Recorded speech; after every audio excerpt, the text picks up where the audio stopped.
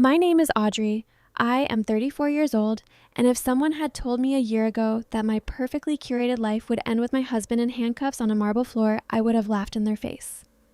As I stood there, in my tailored white suit, watching the police slap cold steel onto his wrists in the middle of a five-star hotel ballroom, I didn't shed a single tear. The red and blue siren lights danced across the shattered crystal and crushed white roses scattered across the floor. People always say that when you catch the man you love betraying you, your heart shatters into a million pieces. But they are completely wrong. When you are a woman who built a multi-million-dollar public relations empire from absolute scratch, you don't have time to cry. You only have time to strategize. You don't throw a tantrum. You quietly lock the doors, redraw the chessboard, and let their own overwhelming greed dig their graves. If you're listening from somewhere far away, drop your city in the comments so I can see how far this has traveled. And please stay with me until the end. To understand how a marriage detonates, you have to rewind to before the explosion. You have to go back to the quiet moments when the fuse was actually lit. For me, that was mid-November of 2025, just a few weeks before Thanksgiving. From the outside looking in, my life with Nathan was the ultimate American dream. I was 34, running a top-tier crisis management and luxury PR firm in downtown Atlanta. Nathan was 36, a charismatic regional sales director who wore $3,000 custom suits, drove a sleek European sports car, and knew exactly how to charm a room. We lived in a stunning $1.2 million historic townhouse that I had purchased and fully paid off before we even tied the knot. We were the quintessential power couple, or so I thought. What the glossy magazine spreads and perfect Instagram posts didn't show was the exhausting reality of my in-laws. The Vance family dynamic was a toxic swamp of entitlement and old-fashioned patriarchy, ruled with an iron fist by my 65-year-old mother-in-law, Dorothy. Dorothy lived in a sprawling, slightly outdated colonial house in the suburbs and clung to her old money aesthetic, despite the fact that her late husband had left her with more debt than actual cash. Dorothy absolutely adored Nathan. He was her golden boy, the son her universe revolved around. Me? I was just the walking ATM who didn't know her place. Dorothy preferred women who were compliant, dependent, and easily controlled. Women exactly like Chloe. Chloe was 28 years old, stunningly pretty in a fragile, doe-eyed way, and married to Nathan's older brother, Ethan. Ethan was 32, a quiet, brilliant, but severely introverted systems engineer. Within the family, Ethan was treated like a glorified IT guy, a disappointment who lacked Nathan's aggressive alpha energy. Chloe, on the other hand, was Dorothy's dream daughter-in-law. She was currently 6 months pregnant, chronically unemployed, and drowning in credit card debt and student loans because of her absolute obsession with designer labels. The Sunday before Thanksgiving, we were all gathered at Dorothy's house for one of her mandatory family dinners. The dining room smelled of pot roast and tension. "You know, Audrey," Dorothy said, taking a delicate sip of her iced tea, her eyes scanning my simple but expensive cashmere sweater. "I drove past your office building last night around 9 p.m. and your lights were still on. Don't you think you're hustling a bit too hard? A woman's real legacy isn't a corporate tax return. It's family. Look at Chloe. She's doing the real heavy lifting for the Vance name." Chloe rested a manicured hand on her pregnant belly, letting out a practiced, breathy sigh. "Oh, stop it, Mom. I'm just exhausted. Honestly, the stress is killing me lately.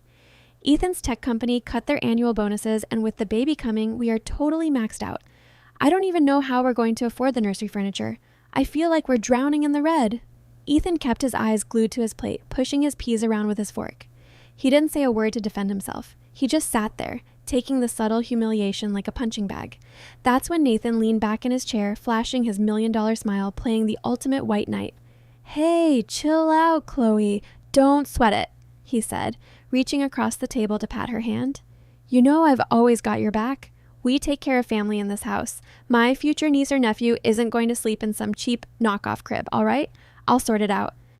"Oh, Nathan, you are an absolute lifesaver," Chloe gushed, her eyes lighting up as she looked at him with an intensity that made my stomach do a strange, uncomfortable flip. "I swear, you're like my fairy godfather."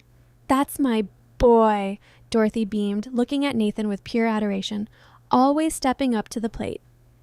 I kept my face perfectly neutral, chewing my food slowly. Stepping up to the plate with whose money? I thought to myself. I knew Nathan's salary. It was decent, but it barely covered his luxury car lease, his expensive golf club memberships, and his tailor. For the past year, he had been complaining about the market being down, constantly sweating over some shady crypto and options trades he had completely botched. I was the one keeping our household afloat. I was the one funding his big shot lifestyle. But I didn't cause a scene. Growing up, I learned that anger without a strategy is just a tantrum. I simply smiled, offered a polite excuse about an early morning meeting, and we left shortly after dessert. The real crack in the foundation, the moment the illusion completely shattered, happened 3 days later. It was a Tuesday afternoon. Nathan had told me he was swamped with back-to-back quarterly review meetings and would be late coming home. I was working from my home office prepping a PR strategy for a major client when I realized I needed our joint tax folder to verify a charitable deduction. Nathan kept all our shared financial documents in the bottom drawer of his heavy mahogany desk. He was meticulous about his space, but he was also arrogant. He thought I trusted him completely, so he never bothered to lock it. I opened the drawer and began flipping through the manila folders. Behind the tax returns, my fingers brushed against something stiff, a glossy black envelope with a distinctive gold wax seal that had been broken. It was tucked away, hidden beneath a stack of old warranties. My heart didn't race. My hands didn't shake. The instincts that made me a ruthless CEO instantly kicked in. I pulled the envelope out and slid the heavy cardstock receipt from inside. The logo at the top read Cartier. The date, November 16th, 2025, just 3 days prior. The item, Panthère de Cartier diamond necklace, 18-karat white gold, emeralds, onyx diamonds. The total, $30,450. I stared at the numbers. $30,000. I didn't own a Panthère necklace. My anniversary wasn't until April, and my birthday had passed in September. Nathan didn't have 30 grand in liquid cash lying around. My eyes drifted down to the payment method section at the very bottom of the receipt. Tender. Visa business signature, ending in 4092. The air in the room suddenly felt incredibly thin. The edges of my vision blurred for a fraction of a second. 4092. That wasn't a joint account. That was the supplementary corporate credit card tied directly to my public relations firm. I had given it to Nathan 2 years ago strictly for absolute emergencies, like if his car broke down on a business trip or if he needed to book a last-minute flight for a family crisis. He had used my company's money, my hard-earned capital, to buy $30,000 worth of diamonds. I sat back in his leather chair, the receipt burning a hole in my hand. My mind raced through the possibilities. Who was the necklace for? A client? Absolutely not. Nathan's clients were mid-level regional buyers, not high-rolling executives, and a gift of that magnitude would violate every corporate bribery law in the book. A mistress? The thought hit me like a physical blow to the chest. But who? I closed my eyes and suddenly the image from the Sunday dinner flashed violently into my mind. Chloe, looking at Nathan with those wide, adoring eyes. Nathan patting her hand, promising to take care of her. The strange, lingering eye contact, the way they both seemed to share a secret language right in front of Ethan and me. A sudden wave of nausea washed over me, but I forcefully swallowed it down. I refused to be the hysterical, weeping wife. I deal with corporate espionage, hostile takeovers, and media scandals for a living. If my husband wanted to play dirty, he was about to learn that he was sitting at a table with a grandmaster. I didn't scream. I didn't call him to demand an explanation.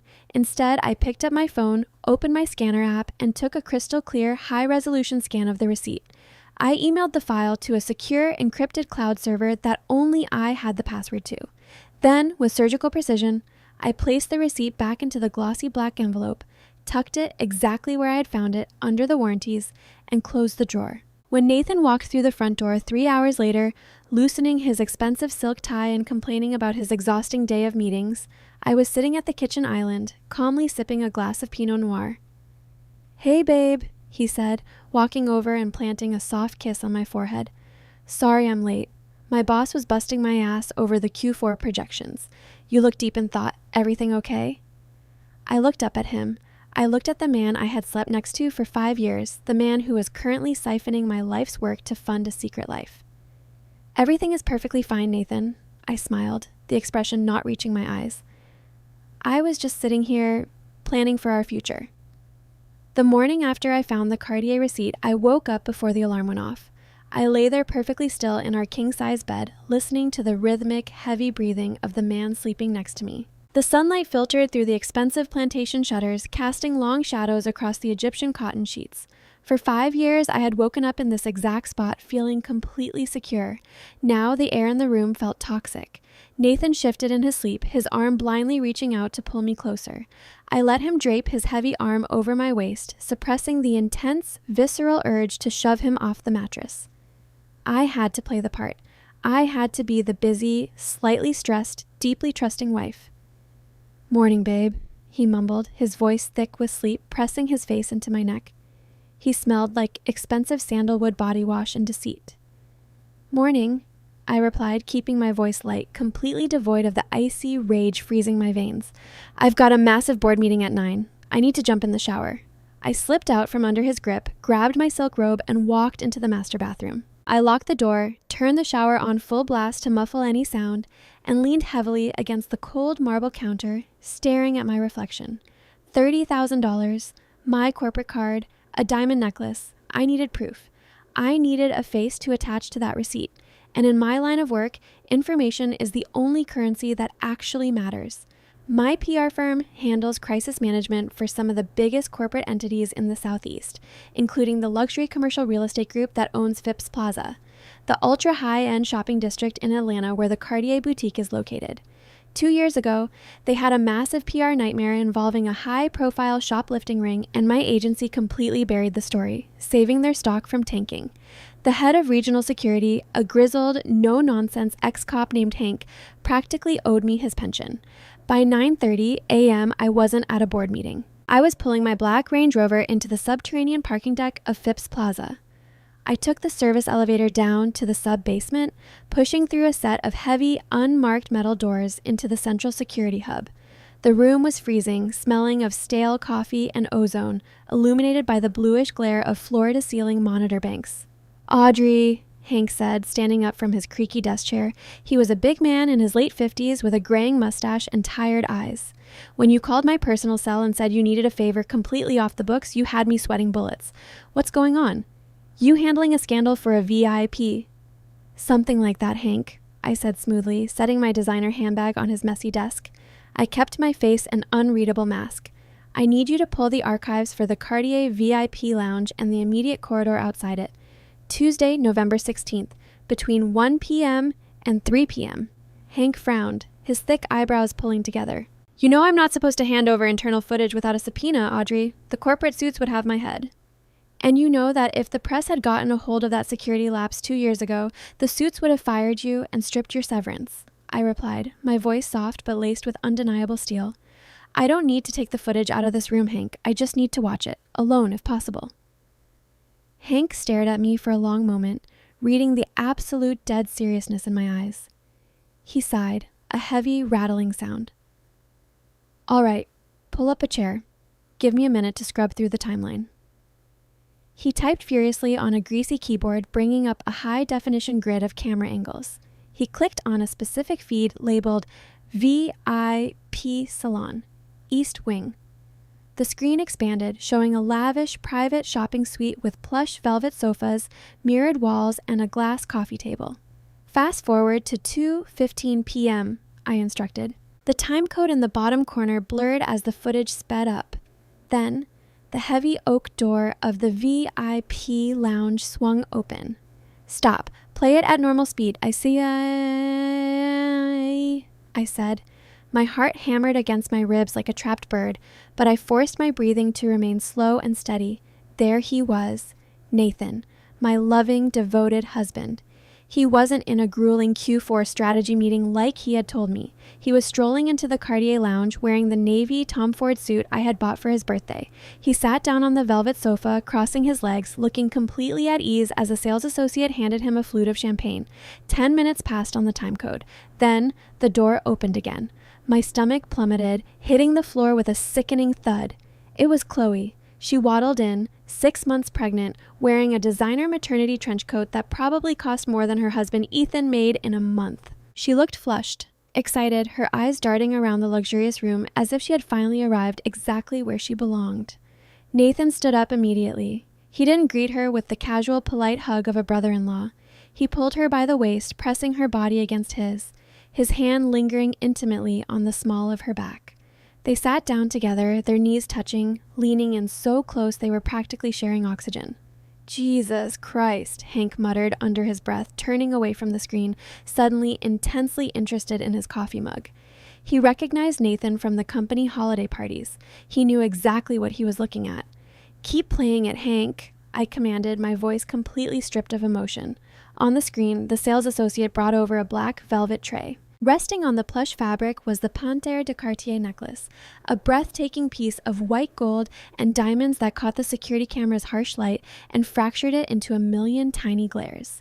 Chloe's hands flew to her mouth in exaggerated theatrical shock. She looked like a reality TV star trying to fake a genuine reaction. Nathan grinned his trademark, arrogant smile. He picked up the necklace, moved behind her, and gently brushed her blonde hair aside. He fastened the $30,000 diamonds around her neck. Chloe turned around, threw her arms around Nathan's neck, and kissed him. It wasn't a quick peck. It was a long, desperate, hungry kiss. A kiss between two people who had been doing this behind closed doors for a very, very long time. My fingernails dug into the leather armrests of the chair so hard they nearly pierced the material. The sheer audacity of it was suffocating. She sat at my mother-in-law's dining table, playing the fragile, exhausted, financially stressed victim. She let Ethan, her quiet, hardworking husband, take the brunt of the family's condescension, all while she was sleeping with his brother and wearing jewelry paid for by my company. "I'm so sorry, Audrey," Hank whispered, looking at me with deep, genuine pity. "Men only look at you like that when they think you're completely broken." "Don't be sorry, just keep watching," I said. My eyes were glued to the monitor, because in my gut, I knew Nathan wasn't just a cheater. He was a user. And you don't drop 30 grand on a mistress unless you are trying to butter her up for something much, much bigger. Sure enough, the romantic facade dropped a few minutes later. Nathan reached down into his leather briefcase resting on the floor. He pulled out a thick legal-size blue folder and dropped it onto the glass coffee table, right next to their empty champagne flutes. I leaned forward, squinting at the screen. The camera angle was high definition, good enough to catch shoplifters' sleight of hand. I focused on the embossed silver logo on the cover of that blue folder. My blood ran entirely cold. It wasn't our joint bank, it was the logo for Apex Financial Solutions. I knew Apex. Everyone in the corporate finance world knew Apex. They were a notoriously ruthless, predatory secondary lender. They were the shadow bank you went to when your credit was absolutely trashed, when traditional banks laughed you out of the lobby.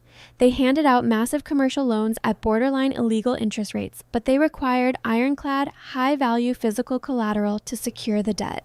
If you defaulted even by a single day, they didn't send polite letters. They immediately seized your assets. Nathan slid the documents across the table, handing Chloe a silver pen. Why was he giving her legal documents? Why was Chloe, a 28-year-old woman with no income and terrible credit, signing page after page of a commercial lending application? And then the puzzle pieces snapped together in my mind with a violent, terrifying clarity. Nathan's crypto investments hadn't just dipped, they had completely tanked. He was broke, drowning in the margin calls. But he needed cash to maintain his fake baller lifestyle, and maybe to run away with his pregnant mistress. To get a massive loan from a shadow lender like Apex, he needed massive collateral. Collateral he didn't own. He was using my public relations firm, or my $1.2 million townhouse, or both. He was forging my signature to leverage my life's work for a massive cash payout. But because Apex was a shady institution dealing in high-risk loans, their automated underwriting systems often required a co-borrower or a guarantor to verify the documents, a secondary signature to push the risk assessment through the system without triggering a direct phone call to the primary collateral owner, me. He was using Chloe as the co-signer. He bought her $30,000 worth of diamonds to keep her mouth shut and to convince her to legally bind herself to a massive, fraudulent loan. They were a pair of absolute sociopaths high on their own arrogance, treating my financial empire like their personal piggy bank. "Hank," I said, my voice eerily calm, "I need you to put this entire video file on a secure flash drive, right now." Hank didn't argue. He saw the shift in my demeanor. The devastated wife was gone. The CEO, dealing with a hostile takeover, had entered the room. He quickly downloaded the file, handed me a small silver USB drive, and promised on his life that no one else would ever see it. I walked out of the security office and into the concrete parking garage. The fluorescent lights buzzed overhead. I reached my car, unlocked it, and slid into the driver's seat. The heavy door slammed shut, sealing away the noise of the outside world. I looked down at my left hand. The 3-carat diamond engagement ring Nathan had given me suddenly looked incredibly cheap, like a shackle tying me to a sinking ship. I slid it off my finger. The physical weight was gone, but the betrayal sat like a heavy stone in my chest. I could have driven straight to his office. I could have stormed into his glass-walled boardroom, thrown the USB drive at his face, and screamed until my lungs gave out. I could have called the police and had him arrested for credit card fraud right then and there. But if I stopped the loan application now, Nathan would hire a sleazy defense attorney.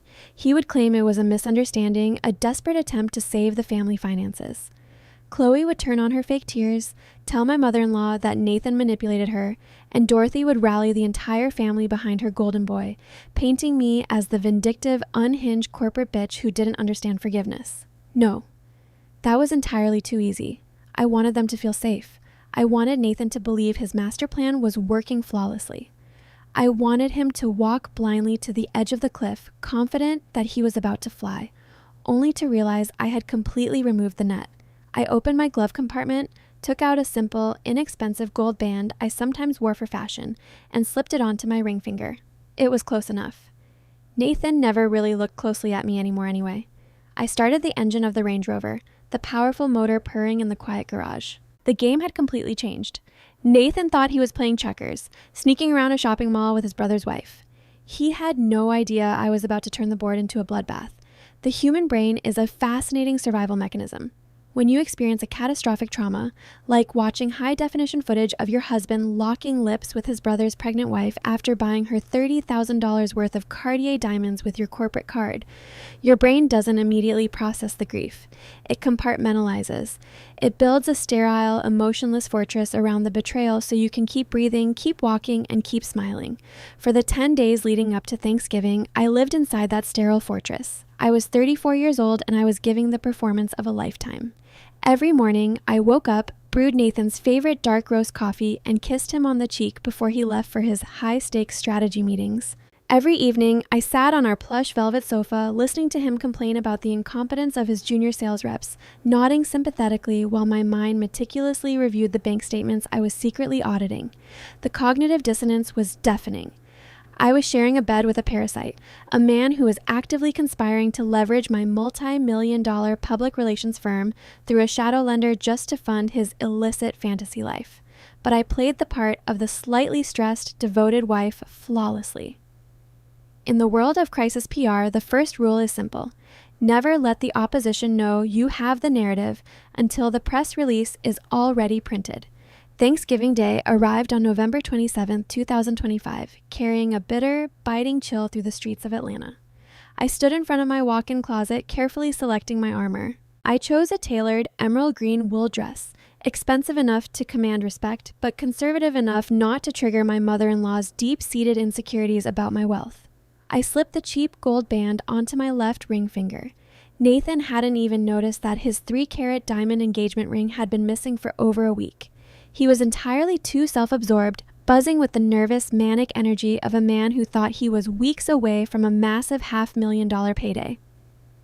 "Ready to go, babe," Nathan called out from the hallway, adjusting the cuffs of his crisp white shirt. He looked effortlessly handsome, the quintessential golden boy. "Mom's going to have a meltdown if we're late for the appetizers." "Coming," I replied, grabbing my coat. I offered him a warm, manufactured smile. I wouldn't dream of keeping Dorothy waiting. The drive to the suburbs was suffocating. Nathan blasted a sports radio talk show, tapping his fingers against the leather steering wheel of his leased BMW. He talked endlessly about his fabricated bonuses and how he was supposedly crushing his Q4 targets. "You know," Nathan said casually, keeping his eyes on the road, "I was looking at the market trends this morning. My crypto portfolio took a slight hit, but it's just a temporary correction. We're going to be swimming in liquid cash by February, Audrey. I'm talking early retirement money." "You're talking federal wire fraud money," I thought, my jaw clenching so hard my teeth ached. "That's amazing, Nathan," I said smoothly, turning my head to look out the passenger window at the passing autumn trees. "I've always admired your financial foresight." He beamed, completely oblivious to the venom dripping from my compliment. "Yeah, well, someone has to make sure we're set for the future. You work too hard at the agency, Audrey. I want you to be able to step back, relax, maybe focus on us. The sheer, unadulterated audacity of the man was breathtaking. He was laying the psychological groundwork. He was trying to frame himself as the brilliant provider, so when the $500,000 loan cleared from the shadow lender, he could claim it was his own investment payoff. He thought I was a naive, workaholic idiot who didn't know the difference between a blockchain return and a predatory commercial lien. We pulled into the driveway of Dorothy's sprawling, slightly decaying colonial house. The property was a relic of the Vance family's past glory, a massive, high-maintenance estate that Dorothy refused to downsize, even though the roof was missing shingles and the landscaping was completely overgrown. She clung to the illusion of old money, the same way Nathan clung to the illusion of being a self-made alpha male. The moment Nathan pushed open the heavy oak front door, the overpowering smell of roasted turkey, sage stuffing, and stale mothballs hit me like a physical wall. "Nathan, my beautiful boy!" Dorothy's shrill voice echoed from the foyer. She emerged from the formal living room wearing a stiff, plum-colored dress and a string of pearls that had seen better days. She completely ignored me, wrapping her arms around Nathan's neck as if he had just returned from a brutal, years-long war deployment instead of a 20-minute drive from Midtown. "Hi, Mom," Nathan laughed, kissing her cheek. "Something smells incredible." Dorothy finally peeled herself away from her golden child and looked over his shoulder at me. Her eyes dragged up and down my emerald dress, her lips pursing into a tight, judgmental line. "Audrey, you made it," she said, her tone implying I had somehow inconvenienced her by simply existing. "I assumed you'd be tied to your laptop all day. It's a miracle you found time for family." "Happy Thanksgiving, Dorothy," I replied, my voice dripping with honeyed sweetness. I would never miss a chance to celebrate everything I'm thankful for. I stepped past her into the living room, bracing myself for the rest of the cast. Chloe was draped across the vintage floral sofa, looking like a tragic Victorian heroine. She wore a flowing, oversized cream-colored cashmere sweater that perfectly accentuated her 6-month pregnant belly. Her blonde hair was styled in flawless, effortless waves, and her makeup was meticulously done to make her look pale and exhausted. Sitting in the armchair across from her was Ethan, my 32-year-old brother-in-law. Ethan was the physical opposite of Nathan. He was slightly slouched, wearing a faded flannel shirt, his eyes permanently shadowed by dark circles. He was nursing a glass of cheap bourbon, staring blankly at the muted television screen playing a football game. He looked entirely checked out, like a ghost haunting his own life. "Audrey, Nathan, hey guys," Chloe chimed in, her voice breathy and high-pitched. She attempted to sit up, placing a hand dramatically on her lower back and letting out a sharp wince. "Oh, God, the sciatica is just brutal today. This baby is kicking my ribs to pieces." Nathan rushed over immediately, his face masked in faux brotherly concern. He knelt next to the sofa, placing his hand dangerously close to her thigh. "Take it easy, Chloe. Do you need a pillow, some water?" "I'm okay, Nate. Just surviving," she sighed, giving him a look so loaded with secret intimacy that it made my skin crawl. I looked at her neck. She wasn't wearing the $30,000 Cartier Panthère necklace. Of course she wasn't. She wasn't that stupid. She had probably hidden it in a safety deposit box or buried it deep in her closet, waiting for the day she and Nathan finally dropped the bomb and ran off together. Instead, she was wearing a cheap, tarnished silver pendant, playing the role of the financially struggling, devoted wife to absolute perfection. "Ethan," I said gently, walking over to my brother-in-law. "How have you been?" Ethan slowly dragged his eyes away from the TV. He looked at me, and for a fraction of a second, I saw something dark and deeply exhausted swirling in his gaze. "Surviving, Audrey." "Just like she said," he muttered, taking a slow sip of his bourbon.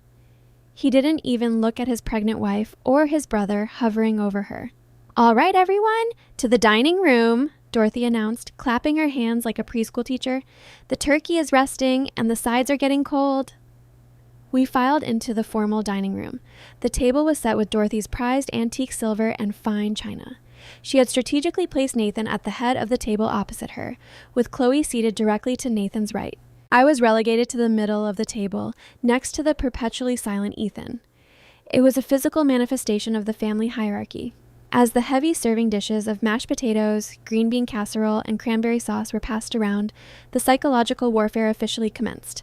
So, Ethan, Dorothy started, carving into her turkey with aggressive precision. Chloe tells me your company passed you over for the senior systems architect promotion again. Is that true? The entire table went silent, except for the clinking of silverware. Ethan's jaw tightened. It wasn't a performance issue, Mom, Ethan said quietly, keeping his eyes on his plate. They restructured the department. Budget cuts. Nobody got promoted this quarter. Well, that's just a convenient excuse, isn't it? Dorothy scoffed, waving her fork dismissively. Nathan's company is going through a restructuring too, but they just fast-tracked him for the VP spot.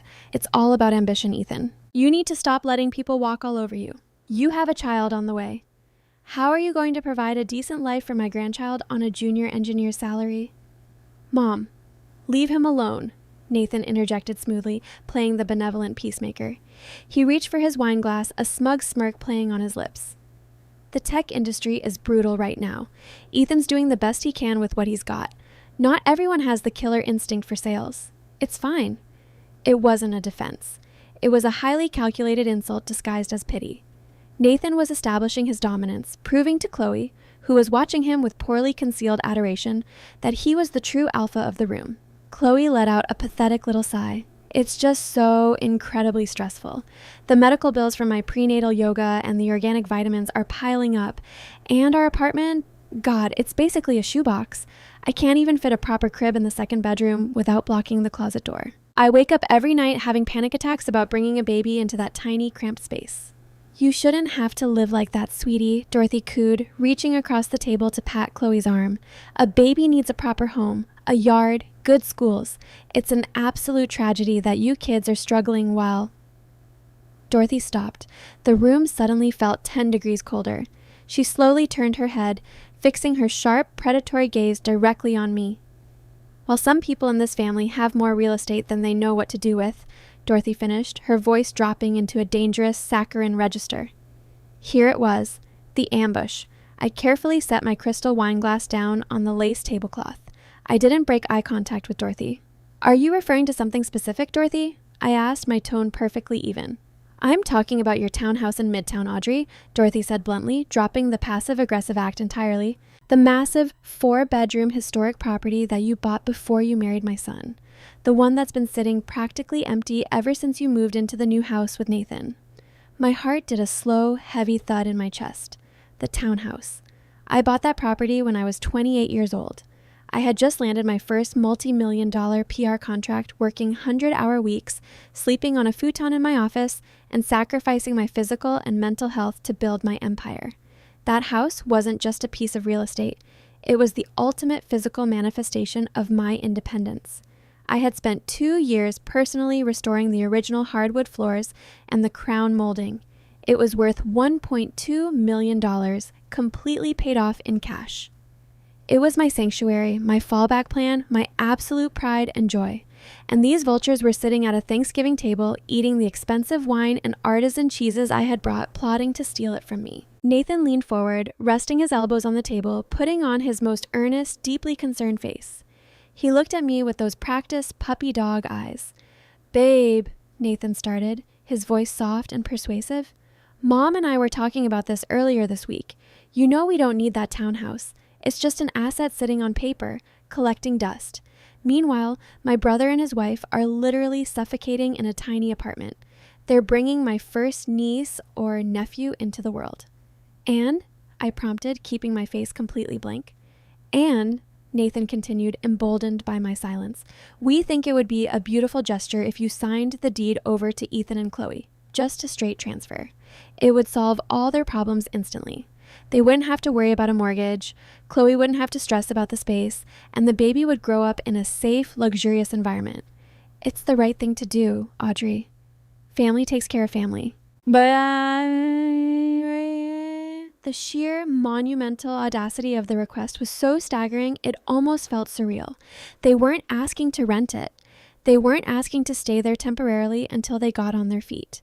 They were asking me to legally sign over a $1.2 million premarital asset, my life's work, to the woman my husband was secretly sleeping with. I looked at Chloe. Her lower lip was trembling perfectly. She had tears welling up in her doe eyes, ready to spill over on command. I I would never ask for something so huge, Audrey, she whispered, looking down at her lap. But Nathan is just so generous, and we are just so desperate. I cry myself to sleep every night worrying about where my baby is going to crawl. I looked at Ethan. He was staring intensely at his half-eaten turkey, his knuckles white as he gripped his fork. He didn't defend his own pride. He didn't tell them to stop begging his sister-in-law for $1 million handout. He just sat there, completely paralyzed by his own humiliation. Finally, I looked at Dorothy. She was glaring at me, her eyes daring me to say no. She wanted a fight. She wanted me to act like the selfish, greedy corporate bitch she had always painted me out to be so she could justify her hatred. She wanted me to scream so Nathan could play the victim. You're forging my name on a $500,000 commercial loan from a shadow bank, and you want my townhouse too? My internal monologue was screaming. You want the money, the mistress, the real estate, and my reputation? The anger inside me was a living, breathing thing. It wanted to claw its way up my throat. It wanted to flip the antique dining table, smash the crystal glasses, and scream the truth about the Cartier necklace and the Nordstrom security footage until they all choked on their own hypocrisy. But anger without a plan is just a tantrum, and I do not throw tantrums. I took a slow, deep breath, letting my shoulders drop, intentionally softening the hard lines of my face.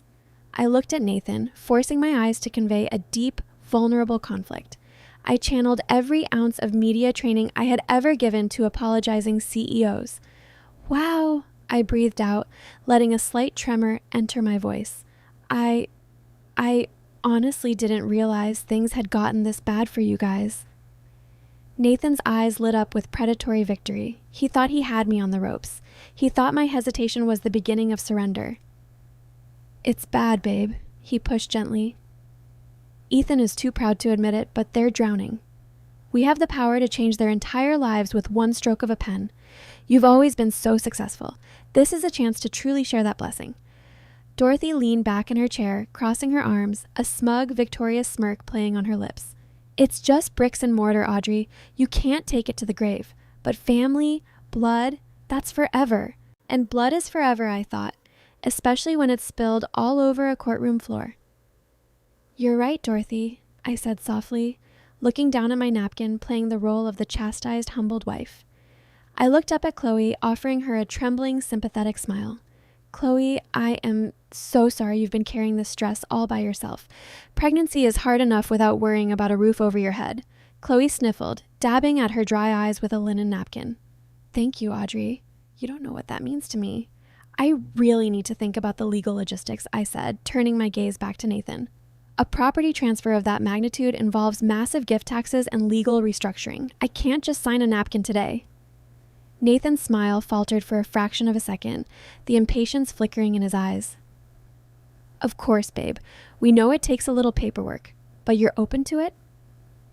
I am, I lied, the words tasting like ash in my mouth. In fact, I don't just want to hand over a deed in a boring lawyer's office. Chloe, your baby shower is coming up in February, right? Around Valentine's Day? Chloe nodded eagerly, practically vibrating in her seat. Yes, February 14th. I haven't booked a venue yet because of the budget, but don't worry about the budget, I interrupted smoothly, my voice taking on an authoritative, generous tone. I want to host it. I want to use my agency's event planners to throw you the most spectacular, high-end baby shower this city has ever seen. I'll invite Nathan's corporate executives, all of Dorothy's friends from the country club, and our entire extended network. And at that party, I paused, letting the suspense hang heavily in the dining room. At that party, I will make a massive, life-changing announcement regarding the townhouse. A grand gesture right in front of everyone to show this family exactly how much I care about its future. The silence in the room was absolute. And then, the greed took over. Dorothy gasped, pressing her hand to her chest, looking at me as if I had just descended from heaven with a halo. Audrey?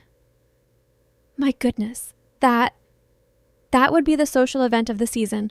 A grand gesture in front of the entire country club? Oh, Nathan, did you hear that? Nathan was staring at me, his eyes wide with pure, unadulterated greed. He wasn't just getting the house for his mistress. He was getting the ultimate ego stroke. He was going to look like a wildly generous millionaire in front of his bosses and his peers. He thought his psychological manipulation had completely broken my spirit. He thought I was rolling over, desperate to buy his family's affection. Babe, Nathan whispered, reaching across the table to grab my hand. His palm was slightly sweaty. That is incredible. You have no idea how much this means to me. You're amazing. I know, I said, squeezing his hand back tightly. I promise you, Nathan. That baby shower is going to be an event nobody in this family will ever forget. Chloe actually squealed, clapping her hands together. Oh my God, an Audrey Vance produced party? People pay hundreds of thousands of dollars for your events. This is going to be perfect. I need to start looking at maternity gowns immediately. The rest of the dinner was a blur of sickening sycophancy. Suddenly, I was the guest of honor. Dorothy poured me the most expensive wine. Nathan kept kissing my cheek. Chloe couldn't stop talking about flower arrangements and guest lists. They were drunk on their own perceived victory, completely oblivious to the fact that I hadn't actually promised them the house. I had simply promised them an announcement. I looked over at Ethan. While the other three were celebrating their successful heist, Ethan was still staring at me. His eyes were narrowed, intensely focused on my face. He wasn't smiling. He was a systems engineer. His entire career was built on recognizing patterns and spotting anomalies in the code, and he knew me well enough to know that Audrey Vance did not surrender multi-million-dollar assets without a fight. For a brief, terrifying second, I thought Ethan was going to speak up. I thought he was going to ruin the illusion. But he didn't. He just slowly picked up his glass of bourbon, raised it slightly in my direction, a silent, imperceptible toast, and took a drink. He knew I was lying, and for some reason, he wasn't going to warn them. 3 hours later, the agonizing performance was finally over. We said our goodbyes in the foyer. Dorothy actually hugged me, a tight, desperate embrace fueled entirely by the prospect of free real estate.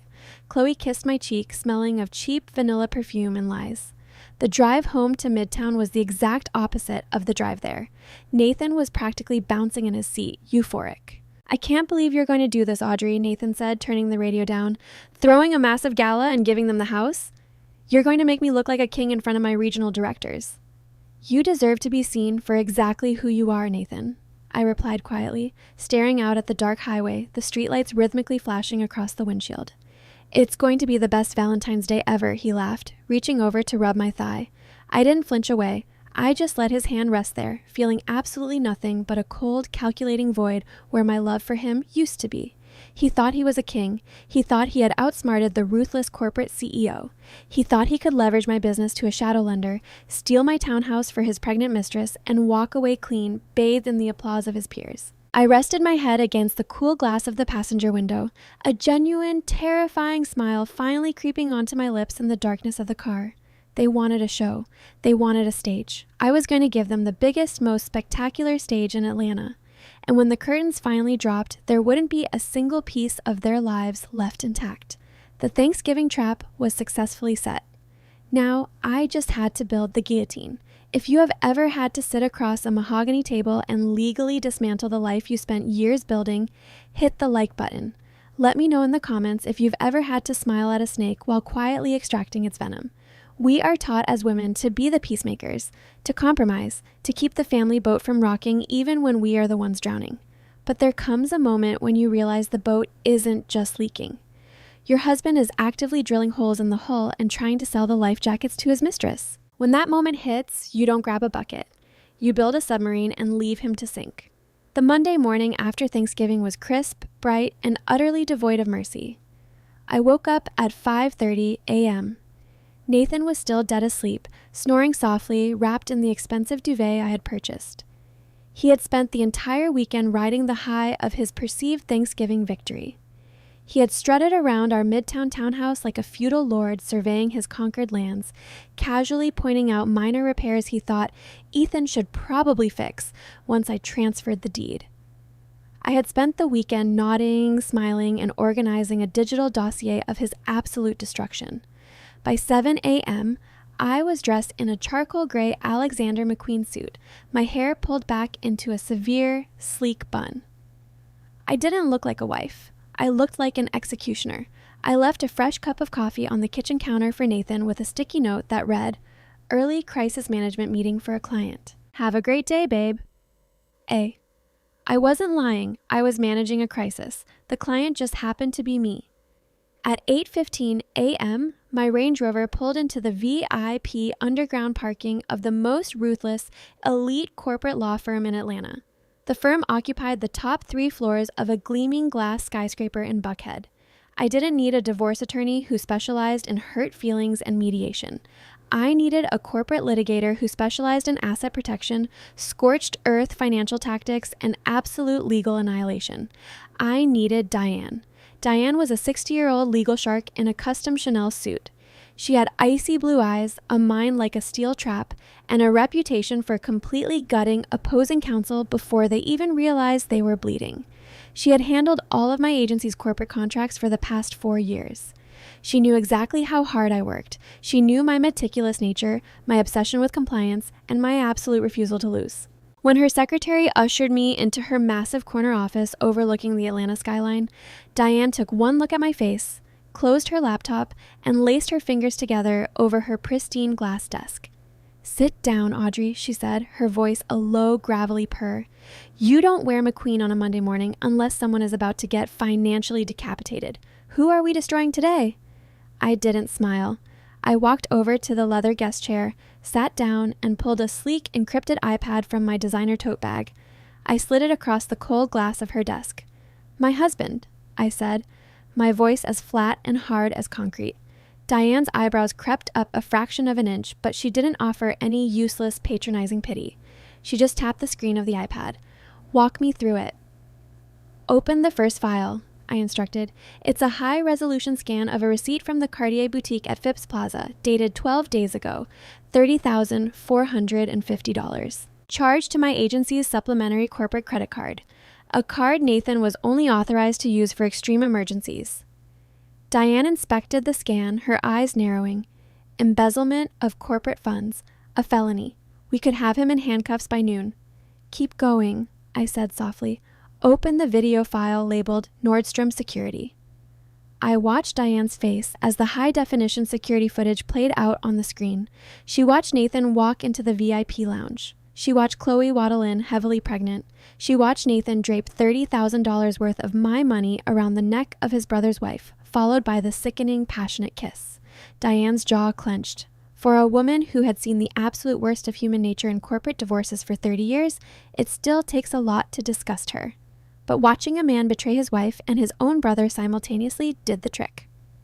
"He's a sociopath," Diane stated clinically, pausing the video on their embrace. "It gets worse," I said, leaning forward. "Watch what he pulls out of his briefcase." Diane hit play. The footage showed Nathan sliding the thick blue folder across the glass table to Chloe. I saw Diane's eyes dart to the embossed silver logo on the cover. I saw the exact moment she recognized it because her entire posture went rigid. "Apex Financial Solutions," Diane breathed out, her voice laced with genuine alarm. "Audrey, tell me he is not applying for a commercial line of credit with Apex." "He is," I confirmed, "and since Nathan's personal credit is currently drowning in underwater crypto margins, and Chloe is a 28-year-old with zero income and maxed out student loans, they don't have the collateral to secure a massive loan from a shadow bank like Apex." "He's leveraging you," Diane said, the horrifying realization dawning on her.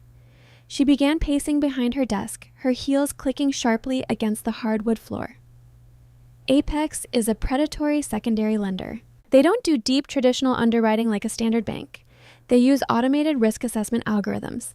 If someone provides a forged signature and lists high-value, unencumbered assets, like a highly profitable public relations firm or a $1.2 million fully paid-off townhouse, Apex will slap a UCC 1 financing statement on those assets and push the cash through in a matter of weeks." He had her sign as the co-borrower or the guarantor to bypass the secondary verification algorithms, I explained, tracing the edge of my chair with a perfectly manicured nail.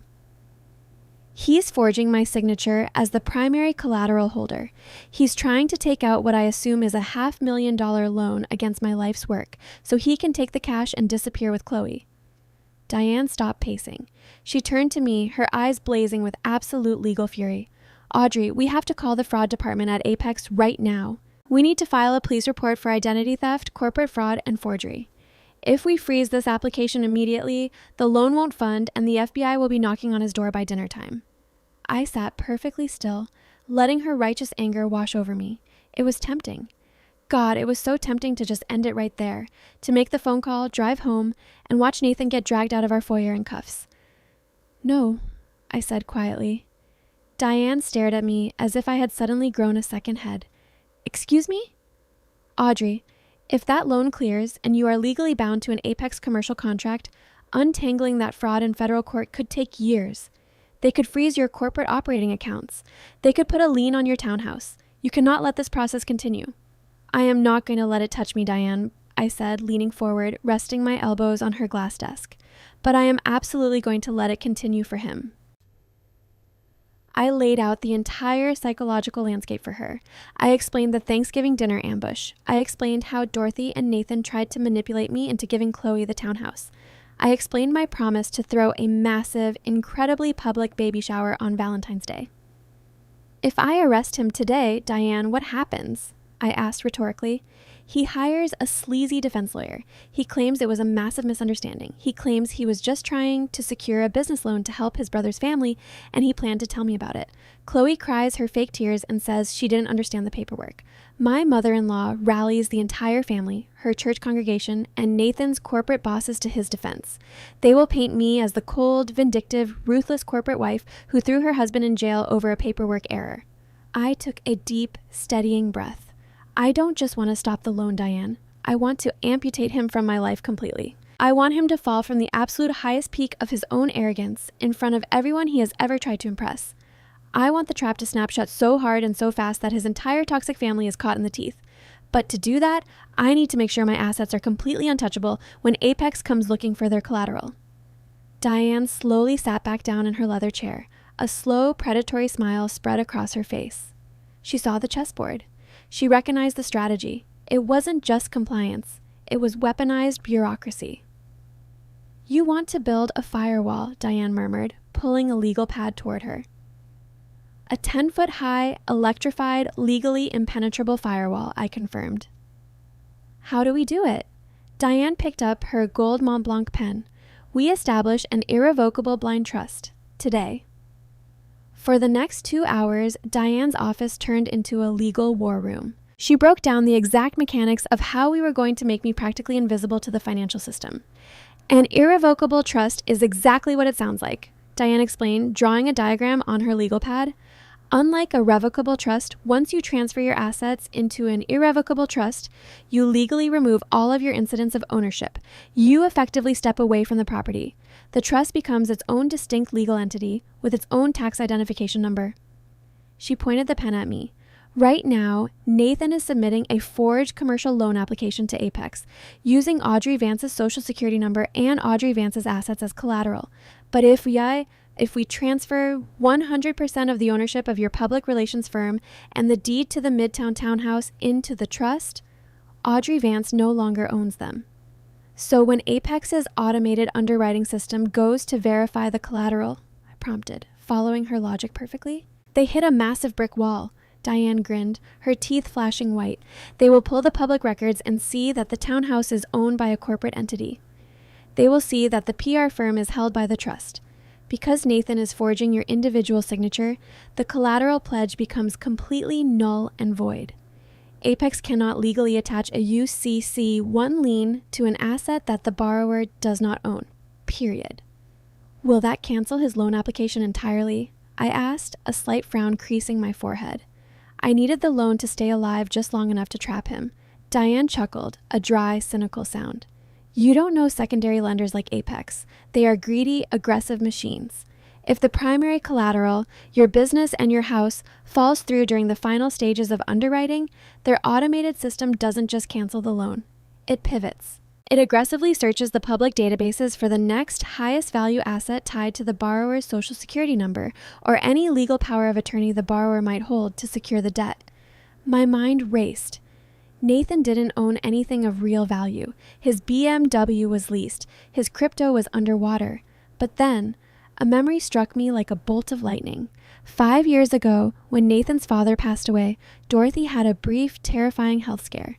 She was so paranoid about the government taking her estate or Ethan getting his hands on it that she had gone to a cheap strip mall lawyer.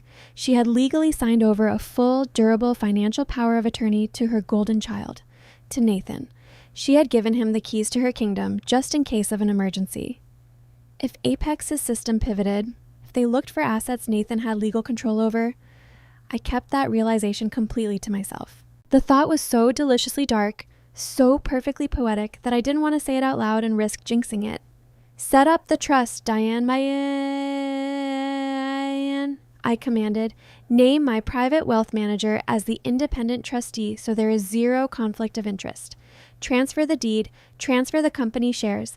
I want my name completely wiped off the ownership records by the end of the business day." Diane buzzed her paralegals. The room became a whirlwind of activity. Stacks of thick, watermarked legal documents were printed, organized, and stacked in front of me with colorful sign here tabs. While the paralegals drafted the deed transfers, Diane and I tackled the liquid assets. "You need a total credit freeze across all 3 bureaus, Equifax, Experian, and TransUnion," Diane instructed, sliding a laptop toward me. "Lock it down. If Nathan tries to open any new credit cards in your name to float his lifestyle while he waits for the Apex loan to clear, the inquiries will be instantly denied." I logged into my accounts and initiated the freezes. It took less than 5 minutes. "Now, the joint accounts," Diane said, her voice turning completely strictly business. "You cannot leave your money in a place he can access. He is a flight risk, Audrey. If he realizes the Apex loan is hitting snags, he might panic and try to drain your checking." I opened my banking portal. We had a joint checking account where we both supposedly deposited our share of the household expenses. But looking at the ledger, the reality was brutally clear. My deposits were massive, regular injections of corporate dividends.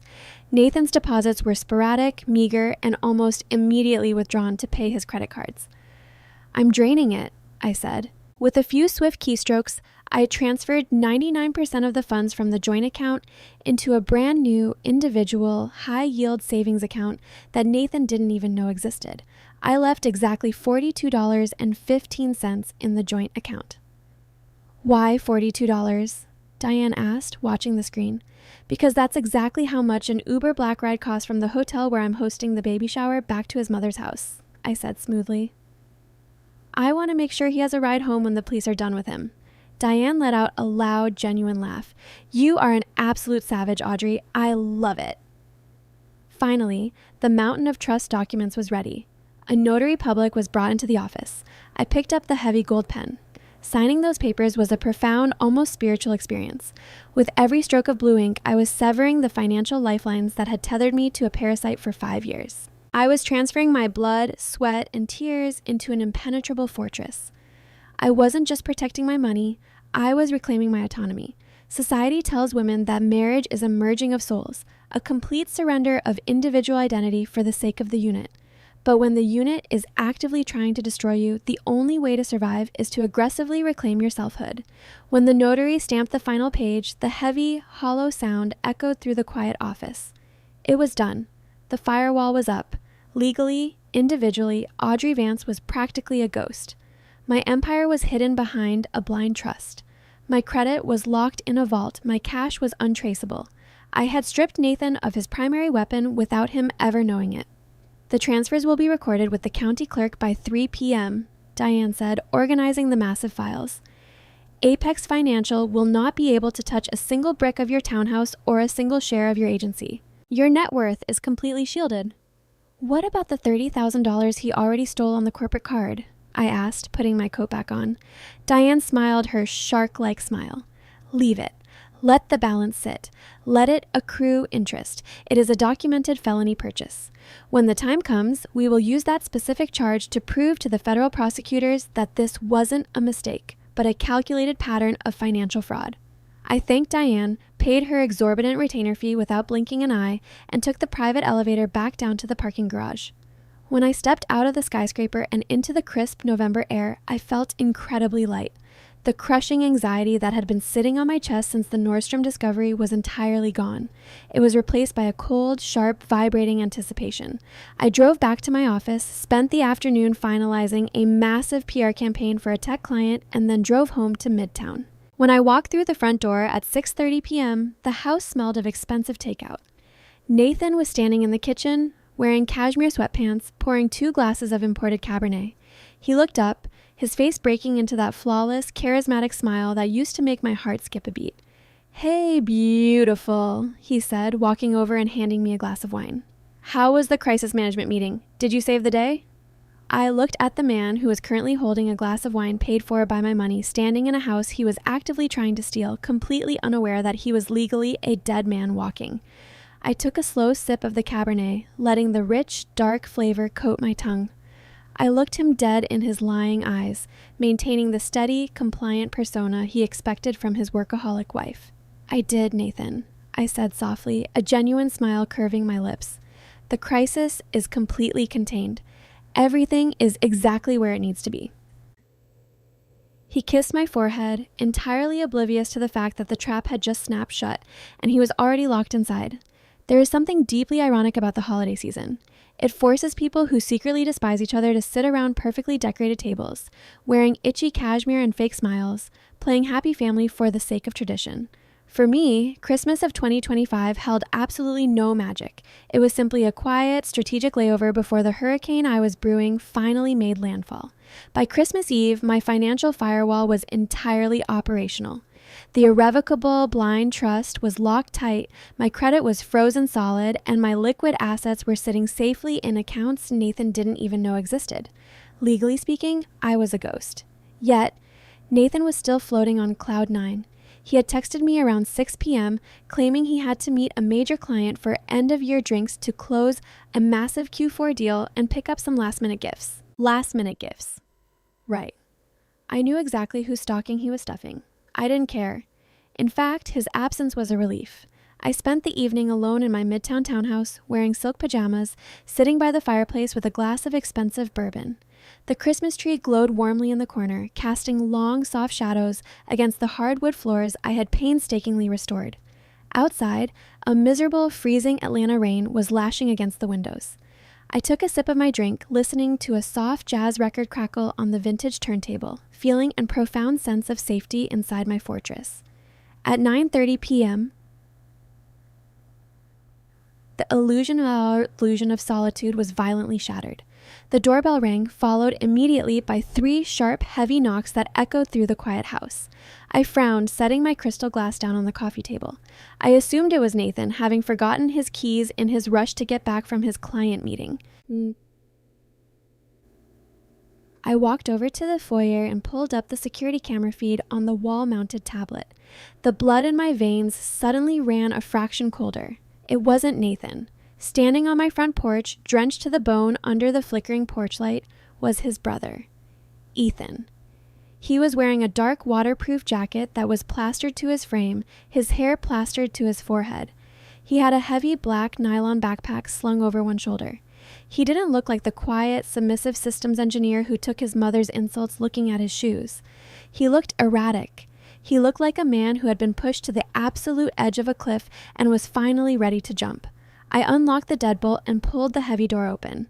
The freezing wind immediately whipped into the foyer. "Ethan, Jesus, come inside," I said, stepping back. "What happened? Did your car break down?" "No, the car is fine," he said, his voice raspy and completely devoid of its usual apologetic tone. He stepped onto the entryway rug, dripping rainwater onto the tile. He looked at me, his eyes dark, bloodshot, and intensely focused. "Audrey, is Nathan here?" "He's out," I replied cautiously, closing the door against the storm. "Let me get you a towel."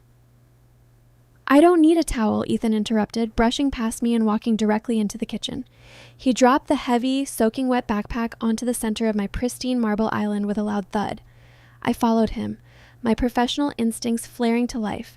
I leaned against the counter, crossing my arms, studying him. "All right, Ethan, what's going on?" Ethan unzipped the backpack and pulled out a thick, legal-sized manila folder. It was bulging with papers. He slapped it down onto the marble, resting his hands flat on the counter as he leaned forward. "Drop the act, Audrey," he said softly, his voice cutting through the ambient jazz music like a razor blade. "I know you know, and I know you're planning something." My heart skipped a beat, but my face remained an unreadable, sculpted mask. I have no idea what you're talking about, Ethan. He let out a harsh, bitter laugh. Come on, you're the CEO of a crisis management firm. You smell a PR disaster from 3 zip codes away. You think you're the only one in this toxic family who sees what's going on? You really think I don't know my wife is sleeping with my brother, that they've been gaslighting us both for months? The silence in the kitchen was sudden and absolute. I looked at the manila folder, then back up to Ethan. The protective, sterile wall I had built around my betrayal lowered just a fraction. How long have you known? I asked, my voice dropping the honeyed, polite tone I usually reserve for the Vance family. 8 months, Ethan replied, his jaw clenching so hard a muscle twitched in his cheek. It started when I noticed she was carrying a cheap prepaid burner phone at the bottom of her designer tote bag. She thought I was just some glorified IT guy who fixes printers. She forgot I'm a senior network systems engineer. Open the folder, Audrey. I stepped forward and flipped the cover open. I expected printed text messages or blurry photos. What I saw was a masterclass in digital surveillance. There were detailed heat maps, IP address logs, and pages of raw geospatial data. What am I looking at? I asked, tracing a line of highlighted coordinates. That is a GPS telemetry log, Ethan explained, his voice turning cold and analytical. I hardwired a micro tracker into the OBD2 port under the dashboard of Chloe's car. Last week, on November 16th, her car was parked in the Phipps Plaza subterranean deck for exactly 3 hours. At the exact same time, the GPS locator on Nathan's iPhone, which I quietly synced to a dummy family iCloud account he doesn't know exists, pinged at the exact same coordinates. The Cartier 5 IP lounge. I looked up at him, genuine shock piercing through my composure. He had the receipts. He had the exact day I had watched on the Nordstrom security footage. And it didn't stop there, Ethan continued, flipping to the next page. I dumped the router logs from our apartment's Wi-Fi.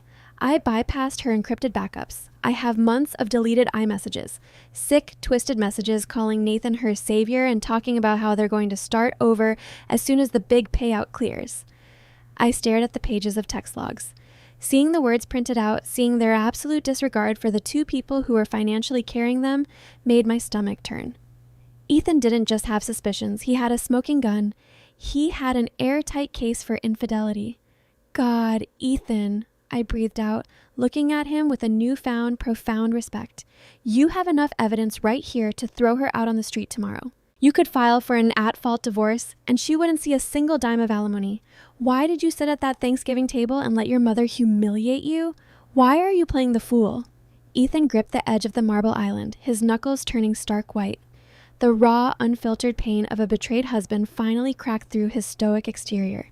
Because of the baby, Audrey, he whispered, his voice shaking with a rage he was barely containing. In the state of Georgia, if I blow this up right now while she's pregnant, the family courts will heavily favor the expectant mother. A judge would force me to pay temporary spousal support and child support until the baby is born, and a court-ordered paternity test can be legally administered. She would bleed me dry on a junior engineer salary. I can't let her take half of what little I have.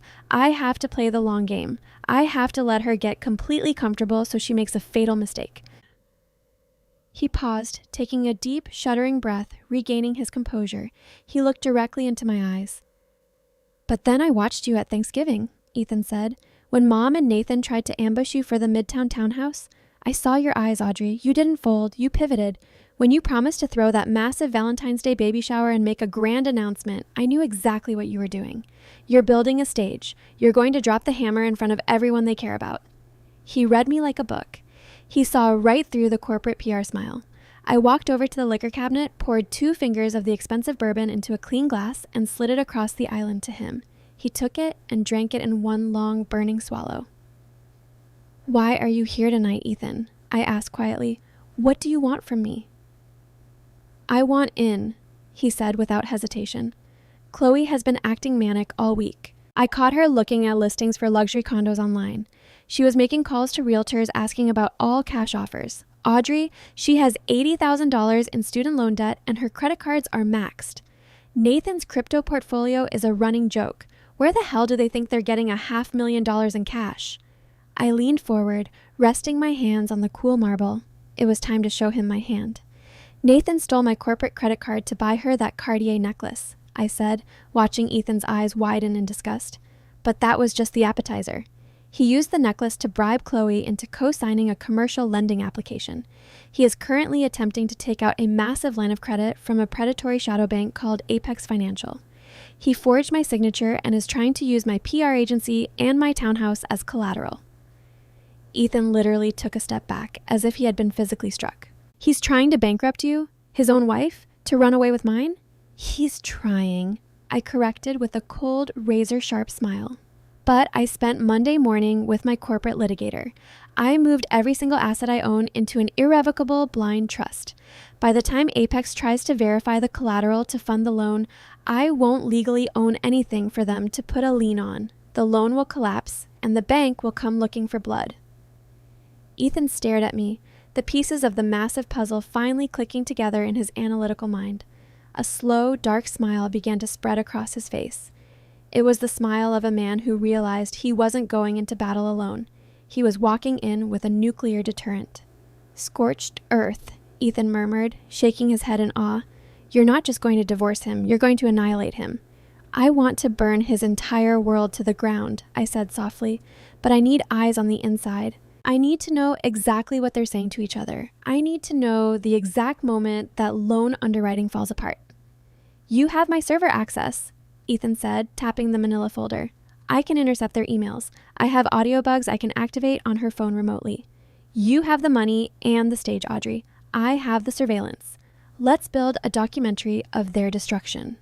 We stood there in the quiet kitchen, the only sound the rain lashing against the glass. Two betrayed spouses stripped of our illusions, forming a pact in the dead of the night. They thought we were blind, compliant ATMs. They thought they were the masterminds. They had no idea that they had just forced the two smartest people in the Vance family into a lethal alliance. Ethan zipped up his backpack and pulled his wet hood back over his head. "Merry Christmas, Audrey." "Merry Christmas, Ethan," I replied. "Keep playing the fool. I'll handle the lighting for our stage." And 10 minutes after Ethan left, the low hum of Nathan's BMW engine echoed in the driveway. I quickly took the manila folder and locked it inside the hidden wall safe behind a painting in my home office. By the time Nathan walked through the front door, smelling faintly of stale champagne and cheap vanilla perfume, carrying a handful of hastily wrapped gift bags, I was back in my armchair by the fire. "Hey, beautiful," Nathan grinned, shaking the rain from his coat. "Sorry I'm late. The client negotiations dragged on forever, but we crushed it. I missed you." I looked at the man who was actively trying to ruin my life, knowing with absolute, terrifying certainty that I was holding the match that would burn his to ashes. "I missed you too, Nathan," I smiled, raising my glass of bourbon. "Come sit by the fire. Tell me all about your big success." January 2026 rolled into Atlanta with a bitter, bone-chilling frost, perfectly mirroring the atmosphere inside my midtown townhouse. The holiday hangover had officially set in, and the initial euphoria Nathan felt after our Thanksgiving breakthrough was beginning to curdle into sheer, unadulterated panic. In the world of corporate public relations, we have a saying: the cover-up is always worse than the crime, but the waiting is what actually breaks them. Nathan was breaking. The massive fraudulent commercial loan he had applied for through Apex Financial Solutions was stuck in the final agonizing stages of underwriting. Commercial lines of credit for $500,000 don't clear overnight, especially not during the holiday season, and especially not through predatory shadow banks whose algorithms are designed to triple-check high-value collateral. Nathan was constantly checking his phone, jumping at every email notification, and pacing the hardwood floors at 2 a.m., sweating bullets. Meanwhile, I was putting on the performance of a lifetime. I had thrown myself entirely into planning Chloe's Valentine's Day baby shower. I wasn't just planning a party, I was constructing a multi-$1,000 execution chamber. I booked the Grand Crystal Ballroom at a 5-star downtown hotel. I ordered cascading white hydrangeas, a live string quartet, and a custom ice sculpture of a stork. When Nathan saw the invoices, his eyes practically bugged out of his head, but he couldn't complain. He had to play the part of the grateful, doting husband whose wealthy wife was finally stepping up for the family. It was the second week of January when my burner phone, a cheap prepaid device I had bought specifically to communicate with Ethan, buzzed in my designer handbag. 10 p.m. The office. Use the freight elevator. EI told Nathan I had to run to the agency to review some emergency press releases for a client in a different time zone. He barely looked up from his laptop, his foot tapping a manic rhythm against the rug. My PR firm occupied the entire top floor of a sleek glass building in Buckhead. After hours, the place was a ghost town of darkened glass conference rooms and silent cubicles. I took the freight elevator up, bypassing the security desk in the lobby. When the heavy metal door slid open, Ethan was already waiting in the shadows of the hallway. He looked worse than he had on Christmas Eve. He had lost weight, his cheekbones jutting out sharply beneath his pale skin, and he was rocking a heavy, unkempt shadow of a beard. But his eyes? His eyes were terrifyingly alive. He was vibrating with a dark, electric energy. "In here," I whispered, unlocking the door to my private, soundproof executive boardroom. I closed the heavy oak door behind us and flipped on the dim, ambient lighting. "What do you have, Ethan? You said it was urgent." Ethan didn't say a word. He walked over to the massive mahogany conference table, unzipped his backpack, and pulled out his heavily modified laptop. He connected it to the secure Wi-Fi network I had set up for him, his fingers flying across the keyboard with the speed of a seasoned hacker. "You remember how I told you Chloe was using a burner phone to communicate with Nathan?" Ethan asked, his voice low and raspy. "I remember," I said, taking a seat next to him, watching lines of code reflect in his glasses. "You dumped the router logs." "Right. Well, router logs only give you IP addresses and unencrypted traffic. It wasn't enough," Ethan said, clicking a mouse. "So, 2 days ago, when she was in the shower, I managed to clone the burner's SIM card and install a stealth keylogger onto the device. Every keystroke, every password, every deleted file, it all mirrors directly to my secure server." I leaned forward, genuinely impressed. "You wiretapped your own wife." "I secured my assets," Ethan corrected coldly. He opened a folder on his desktop labeled Patient Portal. "Chloe is incredibly manipulative, Audrey, but she's functionally illiterate when it comes to operational security. She used the same password for her burner iCloud account that she uses for her high-end gym membership. It got me into everything." He clicked on a PDF file. The document expanded to fill the screen. The logo at the top belonged to an ultra-exclusive, out-of-pocket boutique genetic clinic in Buckhead. The document was titled Non-Invasive Prenatal Paternity NIPP Report. "What is this?" I asked, my brow furrowing as I scanned the medical jargon. "It's a DNA test," Ethan said, his voice dropping into a dead, hollow whisper. "A highly accurate DNA test you can take at 10 weeks pregnant using just the mother's blood and a DNA sample from the suspected father. She took it back in August." I read down the lines of the report. "Alleged father tested Nathan Vance." "She stole his DNA?" I asked, completely shocked. "Probably a few strands of hair or a toothbrush from your master bathroom during one of her visits," Ethan sneered. "She sent it to the lab to confirm what she already suspected. Look at the results, Audrey." My eyes drifted to the bold red text at the bottom of the clinical report. Probability of paternity 0.00%. Conclusion. The alleged father, Nathan Vance, is excluded as the biological father of the fetus. The silence in the soundproof boardroom was absolute. The only sound was the faint, rhythmic hum of the building's H5AC system. I stared at the 0%. For the past 2 months, I had been living under the agonizing assumption that my husband was betraying me to build a new life with his pregnant mistress.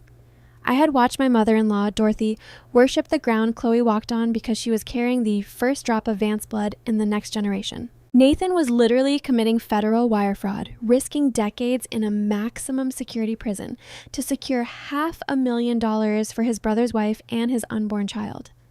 And the child wasn't even his. "My God," I breathed out, leaning back in my plush leather chair, rubbing my temples. A hysterical, dark bubble of laughter threatened to burst from my chest.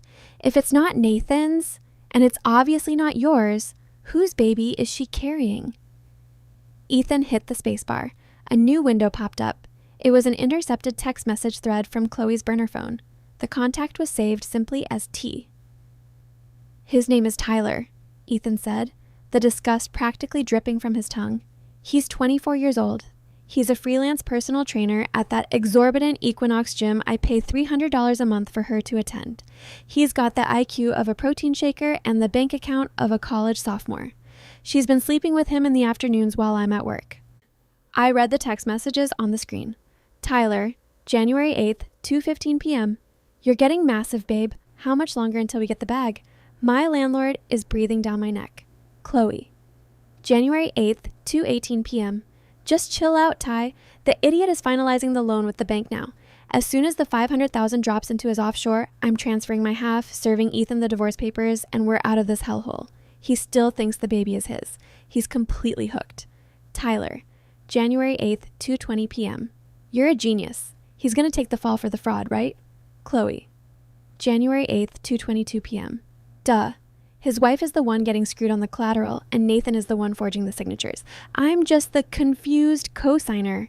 We are going to be so rich, baby. Just be ready to pack.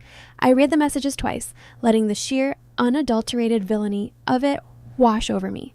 All this time, I thought Nathan was the mastermind. I thought he was the ruthless predator, playing his submissive wife and manipulating his fragile sister-in-law to get exactly what he wanted.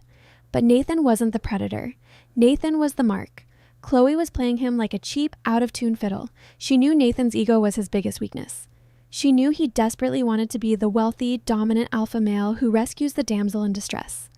She fed his ego, stroked his vanity, and manipulated him into committing massive financial fraud just so she could secure the bag, pay off her $80,000 in debt, and run away with a gym bro a decade her junior. Nathan was destroying his marriage, bankrupting his own future, and legally putting his head on a chopping block for a woman who thought he was an absolute joke. I finally let the laugh escape. It was a cold, sharp, genuinely amused sound that echoed off the glass walls of the boardroom. Ethan looked at me, a matching cynical smirk touching the corners of his mouth. It's almost poetic, isn't it? It's a masterpiece, I agreed, shaking my head in sheer disbelief. He thinks he's Thomas Crown, pulling off the heist of the century, and he's actually just a useful idiot. When Apex Underwriting fails to secure my agency because of the blind trust, when the automated system pivots and slaps the lien on Dorothy's house instead, he's going to lose his mother's house, Ethan finished, his eyes gleaming with anticipation. He's going to make his own mother homeless for $500,000 he can't even keep, for a baby that belongs to a guy named Tyler who drinks pre-workout for breakfast. Ethan, I said, turning to him, my mind already recalibrating the script for the baby shower. Have you exported the audio files from her phone, voicemails, voice memos? I have everything, Ethan confirmed, tapping the side of his laptop.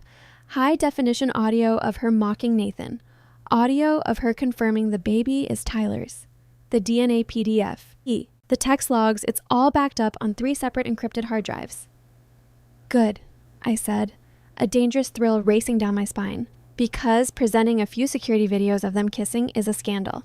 But proving to Nathan, his corporate bosses, and his hyper-religious mother that he committed federal fraud to raise another man's bastard, that's an execution. I stood up from the conference table and walked over to the floor-to-ceiling windows, looking out over the glittering skyline of Buckhead. Below me, thousands of cars moved like tiny red and white blood cells through the veins of the city. Everyone down there had their own secrets, their own lies. But none of them were about to be exposed quite like the Vance family. We are exactly 1 month away from Valentine's Day, I said, keeping my back to Ethan. The invitations went out yesterday. Dorothy has already invited her entire church congregation. Nathan's regional sales director has RSVP'd yes. The stage is completely set. And the technical setup? Ethan asked, packing his laptop back into his backpack. I'm bringing in my own trusted AV crew from the agency, I assured him. They've worked on my corporate galas for years. They are intensely loyal. I'm giving them the hard drive an hour before the event. When I give the signal from the podium, the ballroom's massive LED screens will light up. Nobody will be able to stop it. Ethan stood up, slinging the backpack over his shoulder. The exhaustion in his posture was entirely gone, replaced by the rigid spine of a man marching toward vindication. I can't wait to see the look on her face, Ethan whispered. Don't worry about Chloe, I said, turning back to him with a smile that could cut glass. She'll be in handcuffs before they even serve the dessert course. But Nathan is going to have to live with the fact that he burned his entire life down for a woman who was actively laughing at him. I said. We left the office in silence, taking the freight elevator back down to the subterranean garage. When I drove back to my midtown townhouse, the lights were off. Nathan was asleep on the couch, his laptop glowing dimly on the coffee table, still stuck on the Apex Financial portal screen. Status, underwriting pending. I walked past him, stepping quietly in my designer heels. I looked down at his sleeping face. The smug, arrogant lines around his mouth were completely relaxed. He was dreaming of his massive payout. He was dreaming of his new life. Sleep tight, you absolute fool, I thought to myself, because on February 14th, your nightmares are going to be broadcast in high definition. Late January in Atlanta is notoriously unpredictable. One day you're walking through a mild, sunny afternoon, and the next, a brutal ice storm rolls in, paralyzing the entire city. My marriage had entered its own permanent deep freeze. By the third week of January 2026, the psychological pressure cooker I had trapped Nathan inside was finally reaching its boiling point. It started on a Tuesday morning. I was sitting at the marble kitchen island, sipping a matcha latte and scrolling through some PR analytics on my iPad. Nathan was standing by the espresso machine, looking like he had just gone 10 rounds in a heavyweight title fight. His eyes were bloodshot, his skin had a grayish, sickly pallor, and the crisp, confident posture of the Alpha Regional Director had completely evaporated. He was obsessively refreshing the email app on his phone. His thumb swiped down the screen with a frantic, rhythmic desperation. My burner phone buzzed quietly inside my blazer pocket. I excused myself, walking into the downstairs powder room, and locked the door. It was a text from Diane, my corporate litigator. "The rat just hit the electric fence," the message read. Apex Financial's automated underwriting system attempted to file the UCC 1 financing statement against your PR firm and the townhouse this morning. The county clerk's database kicked it back instantly. The assets are legally flagged under the irrevocable blind trust. His application for the $500,000 was formally rejected due to invalid collateral. He's officially bleeding out. I stared at the screen, a slow, predatory smile spreading across my face. The firewall had held perfectly. Nathan's forged signature on that commercial lending application was now utterly useless. I flushed the empty toilet for effect, washed my hands, and strolled casually back into the kitchen. Nathan was gripping the edge of the counter, staring at his phone as if it had just grown fangs and bitten him. His knuckles were bone white. He was breathing heavily, a slight wheeze escaping his chest. "Nathan?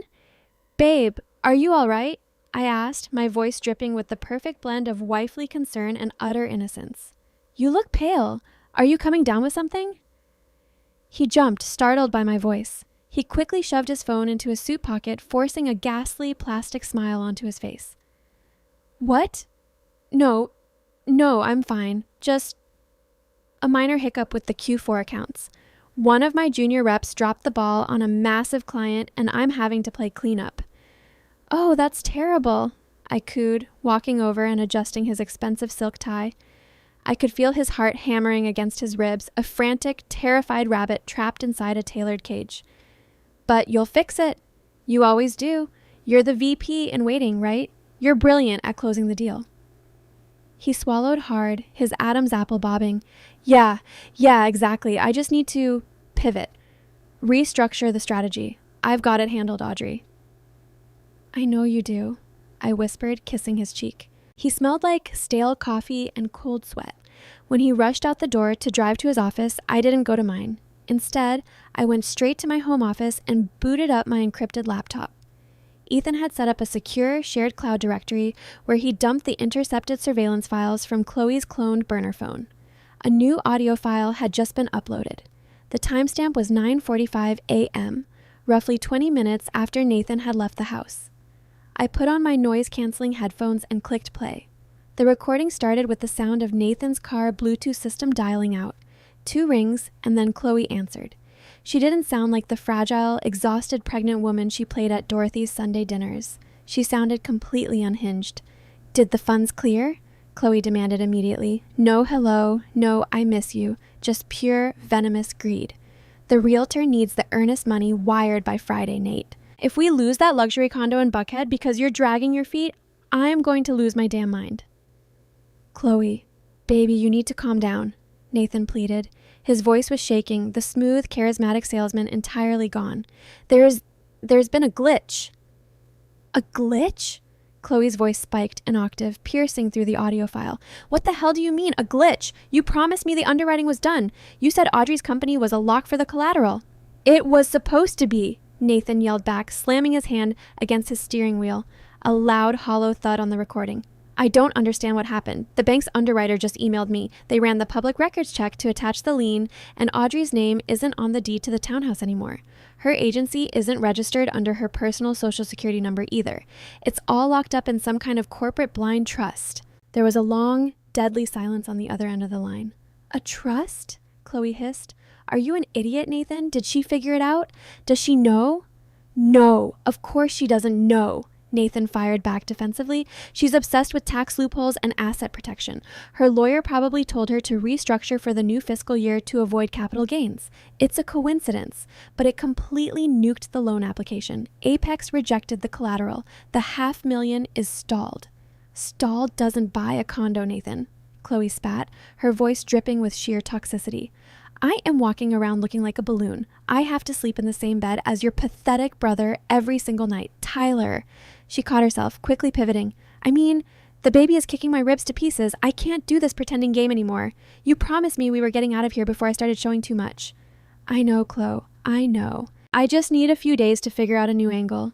You don't have a few days, Chloe interrupted, completely dropping the act. She was going for the jugular. Listen to me very carefully, Nathan. I have $80,000 in student debt and maxed out credit cards. I am not bringing this baby into that shoebox apartment with Ethan. If you don't secure that bag by the end of the month, I am marching right over to Dorothy's house. I'm going to sit at her antique dining table and I am going to tell her that her precious golden boy knocked up his sister-in-law, promised her a new life, and then left her completely out to dry. Chloe, Jesus, don't say that. I will tell her everything, Nate, she shrieked, and then I'll call Audrey and tell her exactly what you used her corporate credit card for. You think you're stressed now? Wait until your mommy disowns you and your rich wife divorces you and leaves you with nothing but your underwater crypto wallet. You get me that $500,000 or I blow up your entire life. Do not ghost me. The line went dead. I took off my headphones, letting them rest around my neck. I leaned back in my leather chair, staring at the ceiling, a slow, rhythmic applause clapping in my mind. It was a masterpiece of human garbage. Chloe was using a baby that belonged to a 24-year-old personal trainer to blackmail my husband into committing federal fraud, all while threatening to expose him to his deeply religious mother. Nathan was entirely trapped. He was caught in a vice grip between Apex Financial's ruthless algorithms, his own catastrophic financial ruin, and a pregnant, manic mistress who was holding a live grenade over his reputation. He couldn't go to a traditional bank. His credit was destroyed. He couldn't confess to me. He knew I would instantly freeze his access to everything. He was pushed to the absolute brink of desperation. And desperate men are famously stupid. Later that afternoon, I received a text from Ethan. Can you meet for coffee? The secure location. An hour later, I was sitting in a dimly lit, upscale coffee shop in a neighborhood neither of us frequented. Ethan walked in, looking slightly more energized than the night in my boardroom. He slid into the booth across from me, ordering a black Americano. You heard the audio? Ethan asked quietly, keeping his eyes on the barista.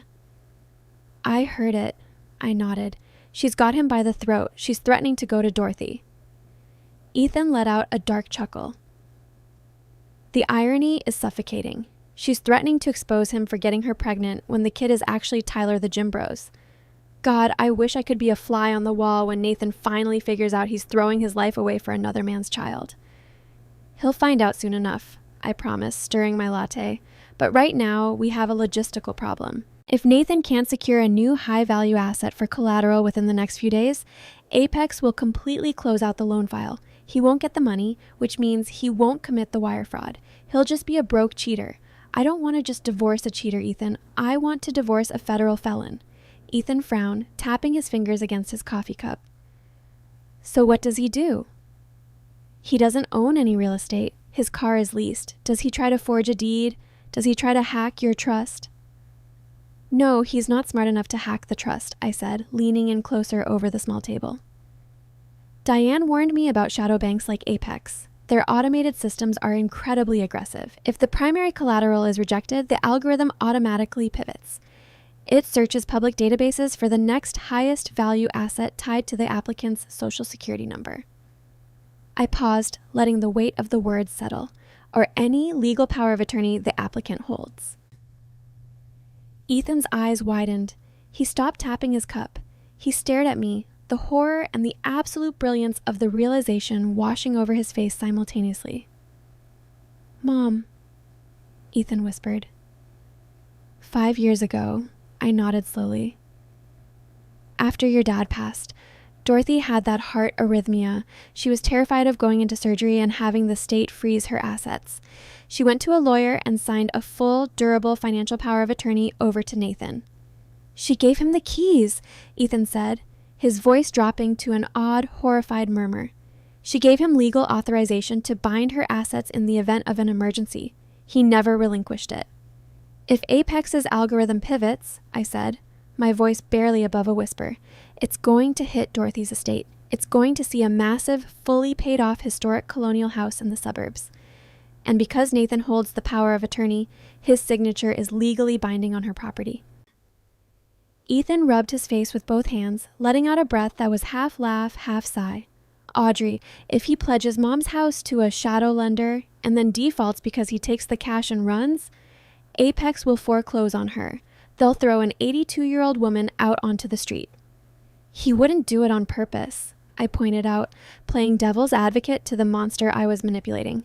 He probably doesn't even realize the algorithm will pivot. He's just scrambling. He'll log into the portal, see an option to provide alternative authorized collateral, and he'll panic click it, thinking he can just pay the loan back before Dorothy ever finds out. But he can't pay it back, Ethan stated coldly, because he's broke, and Chloe is going to drain that offshore account the second the wire hits.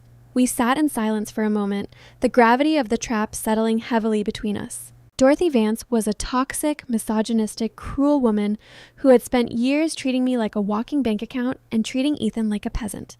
She had worshipped Nathan, excusing his every flaw, enabling his extreme narcissism, and pushing him to steal my Midtown townhouse. She was about to become the ultimate collateral damage of her own blind favoritism. "Do we stop him?" Ethan asked quietly, looking at me. It wasn't a plea for mercy. It was a genuine tactical question. I looked back at the brother-in-law who had been invisible to his family for 3 decades. I thought about the Cartier necklace. I thought about the Thanksgiving ambush. I thought about the arrogant smirk on Nathan's face when he thought he had me cornered. "No," I said, my voice devoid of any hesitation. "We don't stop him. We help him push the button." In the ancient art of warfare, there is a fundamental rule about trapping your enemy. You must always leave them the illusion of an escape route. If you completely corner a desperate man, he will fight to the death, and the collateral damage will be unpredictable. But if you leave one door slightly ajar, he will sprint toward it, completely blinding himself to the fact that the door leads directly off a cliff. By the final week of January 2026, Nathan was a cornered animal. His physical deterioration was staggering to witness. The charismatic, perfectly groomed regional sales director was gone. He was surviving on 4 hours of sleep a night, chain-drinking black coffee and popping antacids like they were candy. His hands had developed a faint, persistent tremor. Every time his phone buzzed, he flinched as if he had been physically struck. He was trapped between Chloe's relentless, toxic ultimatums and the impenetrable brick wall of my irrevocable blind trust. Apex Financial's automated system had officially frozen his $500,000 loan application, flagging the primary collateral, my PR agency, and the Midtown townhouse as invalid. He had no money, a pregnant mistress threatening to expose him to his mother, and a rapidly closing window of time. He was frantically searching the internet for hard money lenders, high-risk payday loans, and even offshore crypto bridges. But $500,000 isn't something you can just scrounge up on a whim. It was time to open the door and show him the cliff. On a Thursday evening, while Nathan was pacing a hole into the living room rug, I sat in my home office with the door locked. I had Ethan on a secure, encrypted video call. Ethan was sitting in his cramped apartment bedroom, the blue light from his dual monitors reflecting in his glasses. "He's drowning, Audrey," Ethan said, his voice a low, mechanical whisper through my laptop speakers. "I'm watching his screen activity right now. He just searched how to secure a commercial bridge loan without collateral for the 5th time today. He's going to crack. If he doesn't get a lifeline soon, he might actually confess to Mom to borrow the money." "He won't confess to Dorothy," I replied coldly, leaning back in my chair. "Narcissists don't admit catastrophic failure until they are completely out of options. But we can't let him give up on the Apex loan. If the loan file closes, he doesn't commit the wire fraud. He just becomes a pathetic, broke cheater. I need him to cross the federal threshold." "So we push the button," Ethan said. It wasn't a question. "We push the button. I confirmed. Can you spoof the Apex underwriting domain? A dark, cynical smile touched Ethan's lips. Audrey, I secure enterprise-level cloud networks for a living. Spoofing an automated email from a shadow bank is basically child's play. Tell me what you want it to say. I pulled up a blank document on my screen, my PR crisis management brain shifting into high gear. I knew exactly how these predatory lending algorithms communicated. They were cold, transactional, and heavily reliant on legal jargon. Draft it like a system-generated alert, I instructed. Subject line, urgent, Apex Financial Underwriting, alternative collateral required for file number 88492. I could hear Ethan's mechanical keyboard clacking rapidly as he typed out my dictation. Body of the email, I continued, pacing my words deliberately.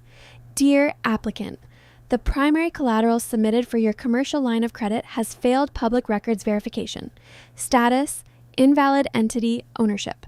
To prevent immediate cancellation of your $500,000 disbursement, our automated risk assessment system has conducted a secondary sweep of your public filings. Oh, this is evil, Ethan muttered appreciatively, his fingers flying. Keep going. Our database indicates you hold a fully executed, durable financial power of attorney for Dorothy Vance, I dictated, feeling a chilling thrill run down my spine. This legally authorizes you to pledge assets under her estate. To expedite the funding of your loan within 3 to 5 business days, please click the secure link below to digitally sign the alternative collateral authorization addendum, pledging the residential property located at... I gave Ethan Dorothy's exact address. Got it, Ethan said, and I'll embed a direct link that routes perfectly into his actual secure Apex portal. It will look like a hidden menu option that was just unlocked by the underwriter. When he clicks it, it will generate a legally binding digital signature form. Perfect, I said. Send it. Sending the payload in 3, 2, 1. Deployed, Ethan announced. I immediately minimized the video call window and pulled up the live feed from the keylogger and screen mirroring software Ethan had installed on Nathan's laptop. I waited. Less than 30 seconds later, the email notification popped up in the corner of Nathan's screen. Urgent. Apex Financial Underwriting. I watched his cursor freeze. I could imagine him sitting in the living room just down the hall, his breath catching in his throat. He clicked the email. For 2 agonizingly long minutes, the cursor just hovered over the text. He was reading it. He was reading it over and over again. He was staring at the ultimate moral crossroads. On one side, he could walk away. He could admit he was broke, face Chloe's wrath, face my divorce lawyers, and take the humiliation of a failed affair. On the other side, he could pledge his 82-year-old mother's $1.5 million historic estate to a ruthless shadow bank. Dorothy had given him that power of attorney because she trusted him completely. She believed the sun rose and set on his shoulders. She had handed him the keys to her survival, assuming he would only use it if she were on life support. But Nathan wasn't thinking about Dorothy's survival. He was thinking about his own. He rationalized it. I knew exactly how his twisted mind was working because I had lived with him for 5 years. He was telling himself that it was just a temporary bridge loan. He would take the $500,000, invest a chunk of it, pay off Chloe, buy the condo, and then magically generate enough returns to pay Apex back before Dorothy ever found out a lien had been placed on her house. He believed his own delusional hype. He thought he was smarter than the system. He didn't realize that the second the money hit his offshore account, Chloe was going to drain her half, serve Ethan with divorce papers, and run off with her 24-year-old personal trainer. He would be left with a massive federal debt and zero capital to pay it back. On my screen, the cursor slowly moved down to the bottom of the email. It hovered over the blue button that read, Authorize Alternative Collateral. Click it, I thought, my heart pounding a slow, heavy rhythm against my ribs. Show us exactly who you are, Nathan. Click. The screen transitioned seamlessly to the Apex Financial digital signature portal. A dense 10-page legal addendum appeared. Nathan didn't read a single word of the fine print. If he had, he would have seen the specific, brutal clauses written into every shadow lender's contract. Diane had warned me about it. It's called a bad boy guarantee or a fraud acceleration clause. In traditional banking, if you miss a payment, you get notices, grace periods, and months to negotiate. But with predatory lenders like Apex, if they discover that any part of the application was secured through wire fraud, forged cosigner documents, or falsified income, all of which Nathan and Chloe were guilty of, the loan skips the grace period entirely. It triggers an immediate acceleration. They demand the full balance instantly, and if it's not paid within days, they seize the collateral without hesitation. Nathan scrolled rapidly to the bottom of the document. He typed his full legal name into the digital signature box. He checked the box certifying that he had the legal right to pledge the estate. He hit submit. The screen flashed green. Authorization accepted. File transferred to final dispersal. Estimated funding 10 to 14 business days. In the living room down the hall, I heard a loud, shuddering exhale. It was the sound of a drowning man finally breaking the surface of the water, gasping for air. He did it! Ethan's voice crackled softly through my speakers, thick with a mixture of awe, disgust, and pure vindication. He actually did it. He sold out his own mother. He sold her out for a woman who is actively laughing at him. I corrected, a cold satisfaction settling deep into my bones. We have him, Ethan. The hook is completely set, and he swallowed it whole. 14 business days from today is Friday, February 13th, Ethan noted, his tone shifting to tactical precision. The day before Valentine's Day, the day before the baby shower. The timing couldn't be more perfect if we had scripted it, I murmured. The funds will clear into his offshore account on the 13th. He'll walk into the Grand Crystal Ballroom on the 14th feeling like a king. He'll think he has the cash, he has the girl, and he has his reputation completely intact. And then we drop the guillotine, Ethan said. And then we drop the guillotine, I echoed. The next 2 weeks were a masterclass in psychological endurance. Nathan's entire demeanor transformed overnight. The grayish pallor vanished, replaced by his usual arrogant, glowing confidence. He started wearing his expensive custom suits again. He whistled while he made his espresso in the mornings. He brought me flowers, a dozen long-stemmed red roses, and thanked me profusely for my incredible generosity in planning the massive baby shower. He truly believed he had won. He believed he had outsmarted the system, bypassed my wealth, and secured a new life. Meanwhile, Chloe was ramping up her own performance. She posted daily updates on her meticulously curated Instagram, tagging Nathan and Ethan, showing off her baby bump in expensive maternity clothes.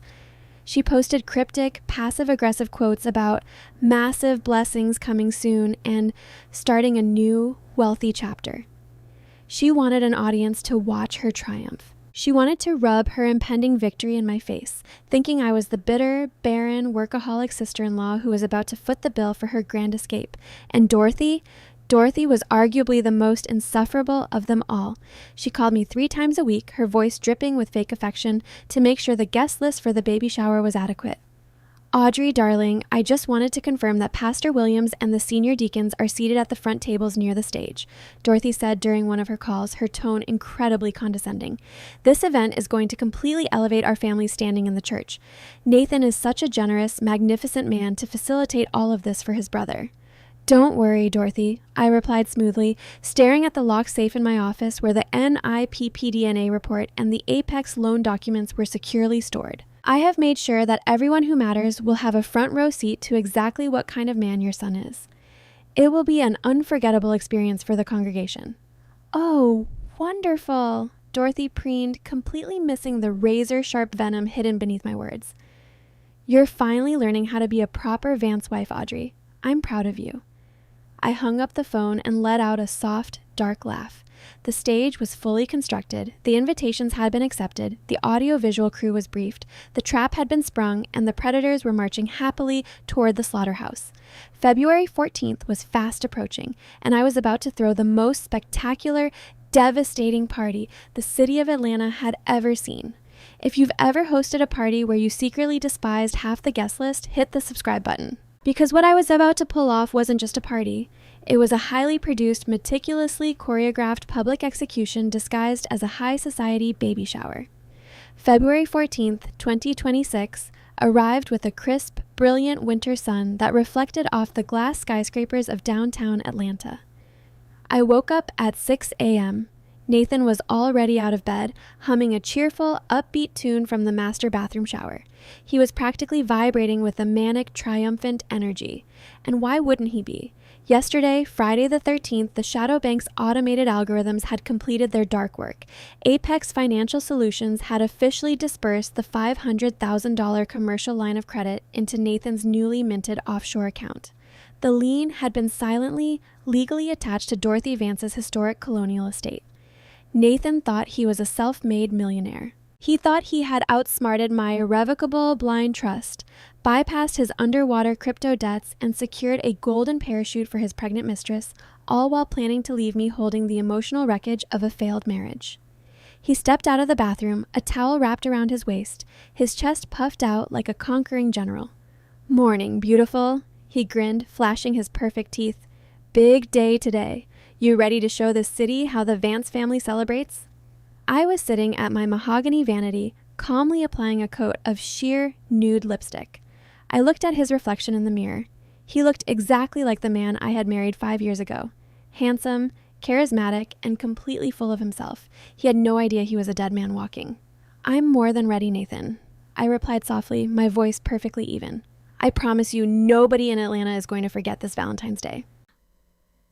He kissed the top of my head, completely oblivious to the ice in my veins, and went to his massive walk-in closet to retrieve his custom-tailored charcoal suit. He had probably planned to pay off the tailor's balance with his stolen $500,000. By 11 a.m., I was standing in the center of the Grand Crystal Ballroom at the St. Regis, Atlanta. The space was breathtaking. Thousands of imported white hydrangeas and pale pink peonies cascaded down the sweeping dual grand staircases, filling the massive room with a heavy, sweet perfume. A custom-carved ice sculpture of a stork delivering a baby sat perfectly centered on the main buffet table, catching the light from the massive Swarovski crystal chandeliers overhead. The tables were draped in heavy silk linens, the fine china sparkled, and a live string quartet was already tuning their instruments in the corner. It was a masterpiece of event planning. I had authorized an unlimited budget from my personal, hidden, high-yield savings account to ensure the visual spectacle was flawless. The perfection of the setting would make the ugly, rotting truth that much more devastating when it finally dropped. I walked over to the audiovisual booth, discreetly set up behind a heavy velvet drape in the back corner of the ballroom. My lead AV technician, a fiercely loyal guy named Marcus, who had run the tech for my corporate crisis galas for years, gave me a silent nod. He was tapping his laptop screen. "Everything is loaded and locked, Audrey," Marcus said quietly, handing me a small, discreet remote trigger. "The Nordstrom security video files, the audio intercepts, the DNA report, and the Apex loan documents are all queued up on a secure, closed-loop local server. I've disconnected from the hotel Wi-Fi so nobody can hack in and shut it down. When you press that button, the massive LED screen behind the podium will override everything." "You have the timeline perfectly memorized?" I asked, slipping the trigger into the pocket of my tailored, immaculate white crepe blazer. I looked like an angel of mercy. I was about to be an angel of death. "Perfectly," Marcus confirmed. "I've got the 2 security guards you hired posted at the exits just like you asked. Nobody touches this computer but me, and nobody leaves until you say so." I thanked him, sliding a thick envelope of cash across the console, a final, generous bonus to ensure his absolute, unwavering loyalty for the next 3 hours. By noon, the heavy mahogany double doors swung open and the guests began to pour in. I had personally curated the guest list to maximize Nathan and Chloe's psychological destruction. I didn't just invite the Vance family, I invited everyone whose opinion they desperately valued. First to arrive were the corporate executives from Nathan's firm, including his regional sales director. These were men who prided themselves on corporate integrity and family values. Nathan was currently up for a major VP promotion, and having his bosses present to witness his supposed wealth and generosity was a temptation he hadn't been able to resist. "Audrey, this is an absolutely stunning setup," the regional director said, shaking my hand firmly as he accepted a crystal flute of vintage champagne from a passing waiter. "Nathan tells me you went all out for his brother's new baby. It really shows the kind of character you both have. Family is everything to our company culture." I smiled perfectly, keeping my eyes wide and sincere. "It certainly is," I agreed smoothly. Nathan is incredibly passionate about his family. Today we're going to make sure everyone sees exactly what kind of man he truly is. A few minutes later, the church contingent arrived.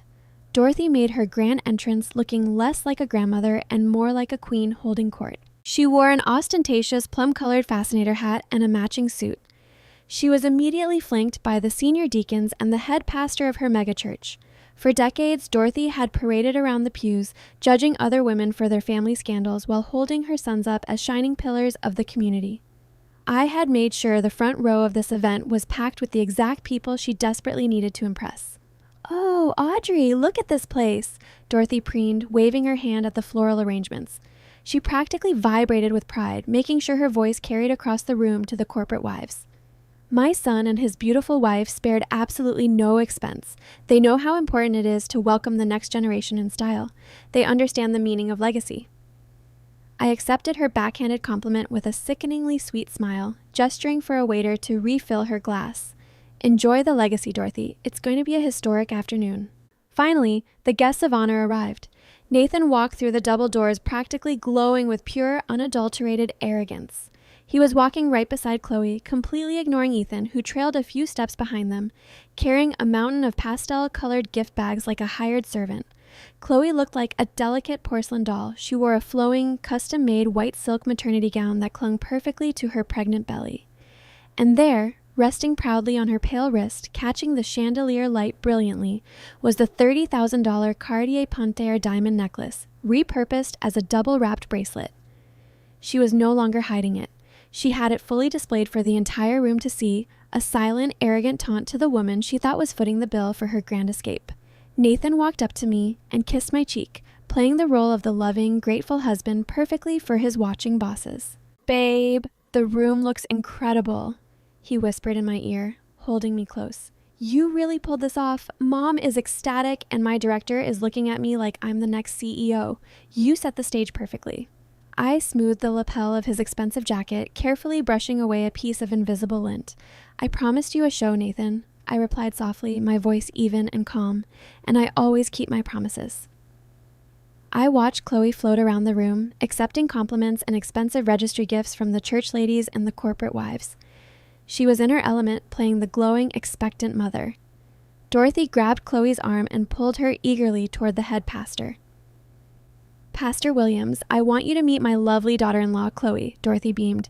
"She is carrying my very first grandchild. We are just so incredibly blessed to have her in our family." The pastor smiled warmly, taking Chloe's hand. "You look absolutely glowing, my dear. And what a beautiful piece of jewelry. Your husband must be taking wonderful care of you." Chloe let out a high-pitched giggle, glancing over at Nathan, who was standing a few feet away, pretending to talk to an executive but clearly listening to every word. "Oh, I am very well taken care of," Chloe said, batting her eyelashes. "I am just so lucky to have such generous men in this family who know exactly how to treat a mother-to-be." I looked over at Ethan. He was standing near the dessert table, sipping a sparkling water, completely isolated from the toxic celebration. He caught my eye. He didn't smile. He just gave me a single, slow, almost imperceptible nod. He was ready. I signaled the catering staff to begin serving the main courses. The room filled with the comforting sounds of clinking silver, classical music, and cheerful conversation. I walked around the tables, making sure every glass was full and every guest was comfortable. I played the perfect hostess, charming the corporate executives, checking in on the church ladies, and completely ignoring the condescending smirks Dorothy kept shooting in my direction. As the dessert plates were being cleared, Nathan caught my eye from the head table. He tapped his watch, mouthing the words, "Is it time?"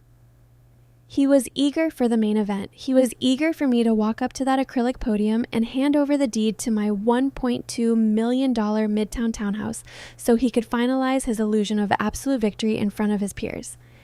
He wanted the applause. He wanted the endless validation. I gave him a slow, deliberate nod. I smoothed down the front of my white blazer, feeling the hard plastic of the remote trigger in my pocket. The warm-up act was officially over. I walked purposefully toward the main stage where a sleek, clear acrylic podium stood directly in front of the massive, currently dark LED screen. I tapped the microphone. A soft feedback hum silenced the entire ballroom instantly. The string quartet stopped playing. Hundreds of faces turned toward me. The corporate executives, the deeply religious church members, the clueless mother-in-law, the betrayed brother, the arrogant, cheating husband, and the pregnant mistress carrying a gym trainer's child. They were all watching me, waiting for a heartfelt, emotional speech about family love, ultimate sacrifice, and real estate. I looked out over the sea of expectant faces, my eyes locking onto Nathan and Chloe, who were sitting together at the head table. Chloe had her hand resting softly on her belly, and Nathan was grinning so hard he looked like he might actually burst with pride. The trap was fully loaded. The doors were metaphorically locked. I leaned into the microphone, letting a soft, chilling smile play across my lips. "Thank you all so much for being here today," I began, my voice echoing clearly through the pristine acoustics of the ballroom. Family is such a complex word. It's supposed to mean loyalty, trust, and unconditional support. When Nathan and I first started talking about what to give Chloe and Ethan to celebrate this new life, I realized that a simple registry gift just wouldn't be enough. I paused, letting the words hang in the air. The audience was completely captivated. Dorothy nodded approvingly, dabbing at the corner of her eye with a silk handkerchief. Nathan leaned forward, resting his elbows on the table, ready to accept the praise. He mouthed the words, "I love you," to me from across the room. I didn't mouth it back. I wanted to give them something that truly reflected the foundation of their relationship. I continued, my voice dropping an octave, losing its warmth entirely. Something that showcased exactly what they have built behind closed doors. Because, as Nathan always says, we take care of family in this house. I slipped my hand into my blazer pocket. My thumb rested on the trigger, and I believe in complete, total transparency, I said, my eyes locking dead onto Nathan's. I pressed the button. The click of the plastic remote trigger felt incredibly light in my hand, but the impact it had on the room was equivalent to a detonating bomb. Instantly, the massive crystal chandeliers dimmed, plunging the audience into a dramatic, theatrical low light. Behind me, the giant LED screen hummed to life. The soft, classical music from the string quartet was abruptly cut off, replaced by the crisp digital audio of the Nordstrom security feed. A collective gasp rippled through the Grand Crystal Ballroom. It wasn't a gasp of awe at a real estate deed. It was a sharp collective intake of breath from 200 people simultaneously processing something deeply, horrifyingly inappropriate. There, on the massive glowing screen in front of pastors, corporate executives, and society wives, was my husband Nathan. And sitting right next to him on the velvet sofa of the Cartier VIP lounge, leaning in closer than any sister-in-law ever should, was Chloe. The time and date stamp in the bottom corner was impossible to miss. November 16th, 2025. At the head table, Nathan's confident, arrogant smile vanished so quickly it looked like it had been physically wiped from his face. The color drained from his cheeks, leaving him the shade of wet ash. He froze, his champagne flute hovering halfway to his mouth. Chloe stiffened, her hand instantly dropping from her pregnant belly.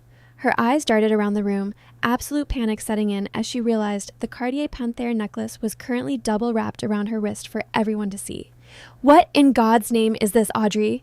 Dorothy called out from the front row, her voice shrill, laced with confusion and denial. "Is this some kind of joke?" I kept my hands resting lightly on the edges of the acrylic podium.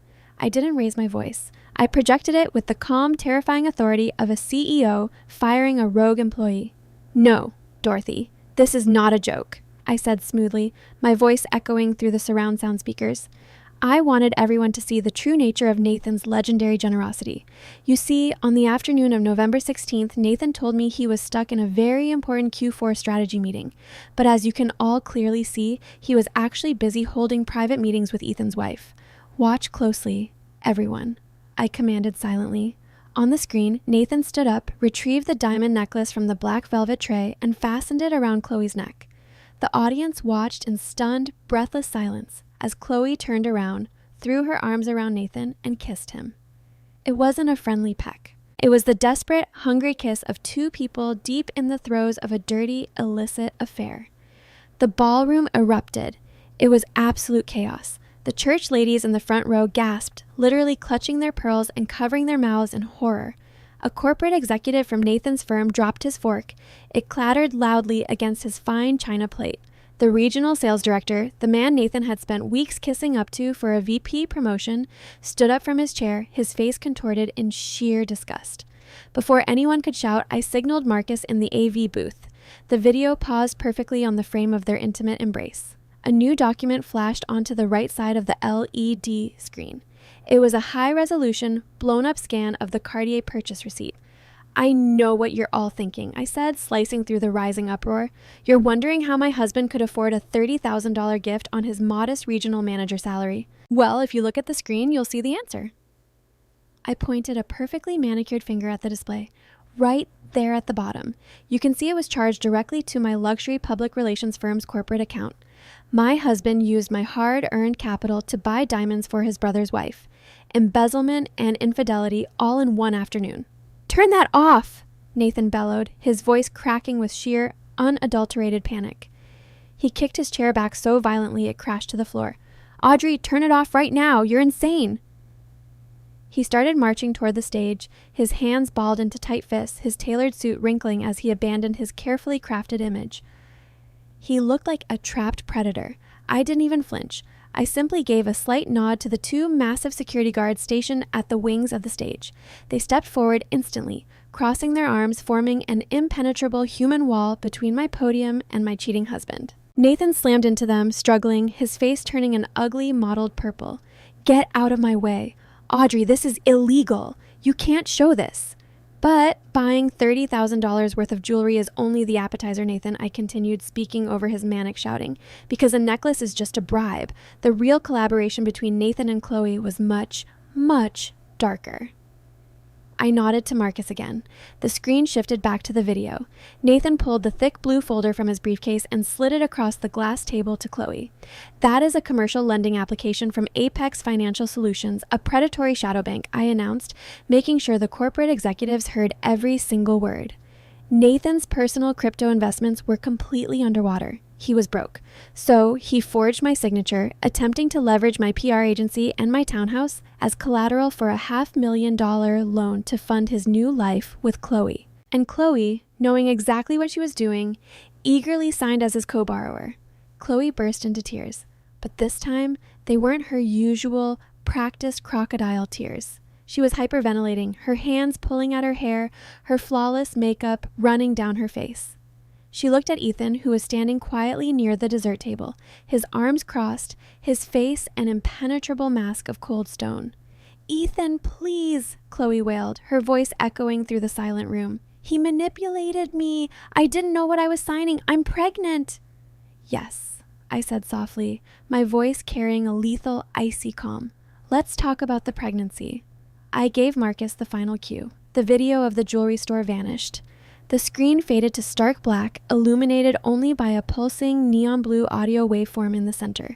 The speakers crackled, and then Chloe's voice blasted through the high-definition surround sound system. It wasn't the sweet, breathy whisper she used at family dinners. It was the cold, venomous, mocking tone she used when she thought nobody else was listening. Just chill out, Ty, Chloe's recorded voice sneered, the audio crystal clear. The idiot is finalizing the loan with the bank now. As soon as the $500,000 drops into his offshore, I'm transferring my half, serving Ethan the divorce papers, and we're out of this hellhole. He still thinks the baby is his. He's completely hooked. The entire ballroom stopped breathing. The silence was so profound it felt like a vacuum had sucked all the oxygen out of the massive space. Nathan froze. He completely stopped struggling against the security guards. His arms dropped limply to his sides. He stared up at the massive audio waveform on the screen, his mouth hanging open, his brain violently misfiring as it tried to process the words he had just heard. He still thinks the baby is his. He's completely hooked. Another voice answered her on the recording, a young, distinctly arrogant male voice. You're a genius. He's gonna take the fall for the fraud, right? Duh, Chloe's voice laughed, a cruel grating sound. His wife is the one getting screwed on the collateral, and Nathan is the one forging the signatures. I'm just the confused co-signer. We are going to be so rich, baby. The audio file clicked off. Before the crowd could even process the sheer villainy of the recording, a new image flashed onto the screen. It was the official, clinical PDF of the non-invasive prenatal paternity report. I leaned into the microphone, delivering the absolute final, fatal blow. For those in the back who can't read the fine print, I announced, my voice ringing with total finality, that is a DNA test. The probability that Nathan Vance is the father of Chloe's child is exactly 0.0%. The baby she is carrying actually belongs to a 24-year-old freelance personal trainer named Tyler. Nathan didn't mastermind a grand escape. He just committed federal wire fraud to raise another man's child. Nobody clapped. Nobody moved. The sheer magnitude of the betrayal was paralyzing. Nathan looked like a man who had just been shot in the chest but hadn't quite realized he was bleeding to death. He turned his head slowly, his eyes locking onto Chloe. The arrogant, untouchable golden boy was completely shattered. He had burned his marriage to the ground, alienated his brother, and committed a federal felony for a woman who was actively planning to steal his stolen money and run off with a gym bro. "Chloe," Nathan croaked, his voice barely a whisper, though in the dead silence of the room, everyone heard it. "Tell me that's a lie. Tell me you didn't." Chloe couldn't speak. She was shaking violently, backing away from the head table, her hands covering her face. From the side of the room, Ethan finally moved. He didn't yell, he didn't throw a punch. He simply walked over to the head table, his footsteps echoing on the hardwood floor. He stopped right in front of his hyperventilating wife. He reached into his pocket, pulled out his silver wedding band, and dropped it onto the table. It landed with a sharp, heavy clink right next to her half-eaten slice of cake. "I packed your bags this morning," Ethan said, his voice completely devoid of emotion. He wasn't playing the fool anymore. He was the man who had orchestrated her digital demise. "They are sitting on the curb outside our apartment building. Do not ever try to contact me again." He turned his back on her, looked up at me on the stage, gave me a sharp, respectful nod, and walked straight out the double doors of the ballroom. He left with his dignity entirely intact, leaving the garbage behind for the vultures to pick apart. In the front row, Dorothy looked like she was having a stroke. The woman who had spent decades building a fortress of religious superiority and family pride was watching her golden child publicly exposed as a cuckolded felon. "Nathan," Dorothy gasped, clutching her chest, her face pale and dotted with sweat. "Nathan, tell me this isn't true. Tell me you didn't steal from Audrey. Tell me you didn't sleep with that harlot." Nathan didn't look at his mother. The shock was beginning to wear off, rapidly mutating into a desperate manic survival instinct. He looked back up at me, standing high above him behind the acrylic podium. He spat on the floor, his eyes burning with a toxic mixture of hatred and absolute delusion. "You think you won, Audrey?" Nathan yelled, his voice echoing off the high ceilings. He pointed a trembling finger at my face. "You think humiliating me in front of these people changes anything? You think you're so damn smart?" I didn't say a word. I just watched him dig his own grave deeper. "I still have the money," Nathan shouted, spreading his arms wide, looking around at his horrified corporate bosses as if expecting them to applaud his financial maneuvering. "The $500,000 cleared yesterday. It's in my offshore account. Apex approved the loan. You can keep your stupid PR agency and your townhouse, Audrey. I got the cash and I'm leaving you holding the bag." He was confessing. He was standing in the middle of a ballroom, in front of dozens of credible witnesses, and loudly admitting to federal wire fraud and grand larceny. The corporate executives from his firm practically scrambled backward toward the exit, looking absolutely disgusted. The regional director pulled out his phone, already drafting Nathan's immediate termination email. Nathan stood there, grinning a bloody, manic grin. He thought he had a golden parachute. He thought he was walking away a rich man, leaving me to deal with the wrath of Apex Financial's collection agents. I looked down at him, feeling a deep, overwhelming sense of peace. "Oh, Nathan," I whispered into the microphone, a genuine, chilling smile touching my lips. "You really should have read the fine print on that alternative collateral addendum." "Oh, Nathan," I whispered into the microphone, a genuine, chilling smile touching my lips. "You really should have read the fine print on that alternative collateral addendum." Nathan stopped grinning. The manic, delusional high he was riding suddenly hit a brick wall. His brow furrowed in deep, terrified confusion. "What are you talking about?" he stammered, his eyes darting to the massive screen, then back to me. "The loan portal said the underwriting was finalized. They accepted the collateral." I reached under the acrylic podium, retrieved a thick manila folder, and tossed it casually over the edge of the stage. It landed with a heavy smack right at his Italian leather shoes. "Open it, Thomas Crown," I commanded, my voice echoing through the silent ballroom. "You said you were 10 steps ahead of me, so let's see exactly where those steps led you." He hesitated, his hands trembling violently, but his arrogance, desperately clinging to life, pushed him forward. He picked up the folder and flipped it open. His eyes darted back and forth, scanning the top document, a legal notice from Apex Financial Solutions. "I told you I leveraged your company, Audrey," Nathan yelled, but his voice was completely losing its manic edge, cracking under the weight of sudden dread. The funds cleared into my account yesterday. I leaned closer to the microphone. Yes, Nathan, the funds did clear, but they didn't clear against my assets. You see, the day after you forged my signature in that jewelry lounge, I visited my corporate litigator. I transferred 100% of my public relations firm and the deed to my midtown townhouse into an irrevocable blind trust. By the time your shady underwriter went to verify your primary collateral, my company no longer legally belonged to me as an individual. The bank completely rejected your application against my business. Nathan blinked, his face contorting. He shook his head aggressively. No, that's impossible. If they rejected the collateral, they wouldn't have funded the $500,000. Oh, they wanted their collateral. All right, I smiled, looking down at him. But since you were so desperate to get your hands on that cash to run away with another man's child, you didn't use a traditional bank. You used a ruthless secondary lender with predatory, automated underwriting. Their contracts have very specific clauses, Nathan. If the primary collateral is rejected, their system automatically pivots. It aggressively searches public databases for the next highest value asset tied to your social security number, or any legal power of attorney you might hold.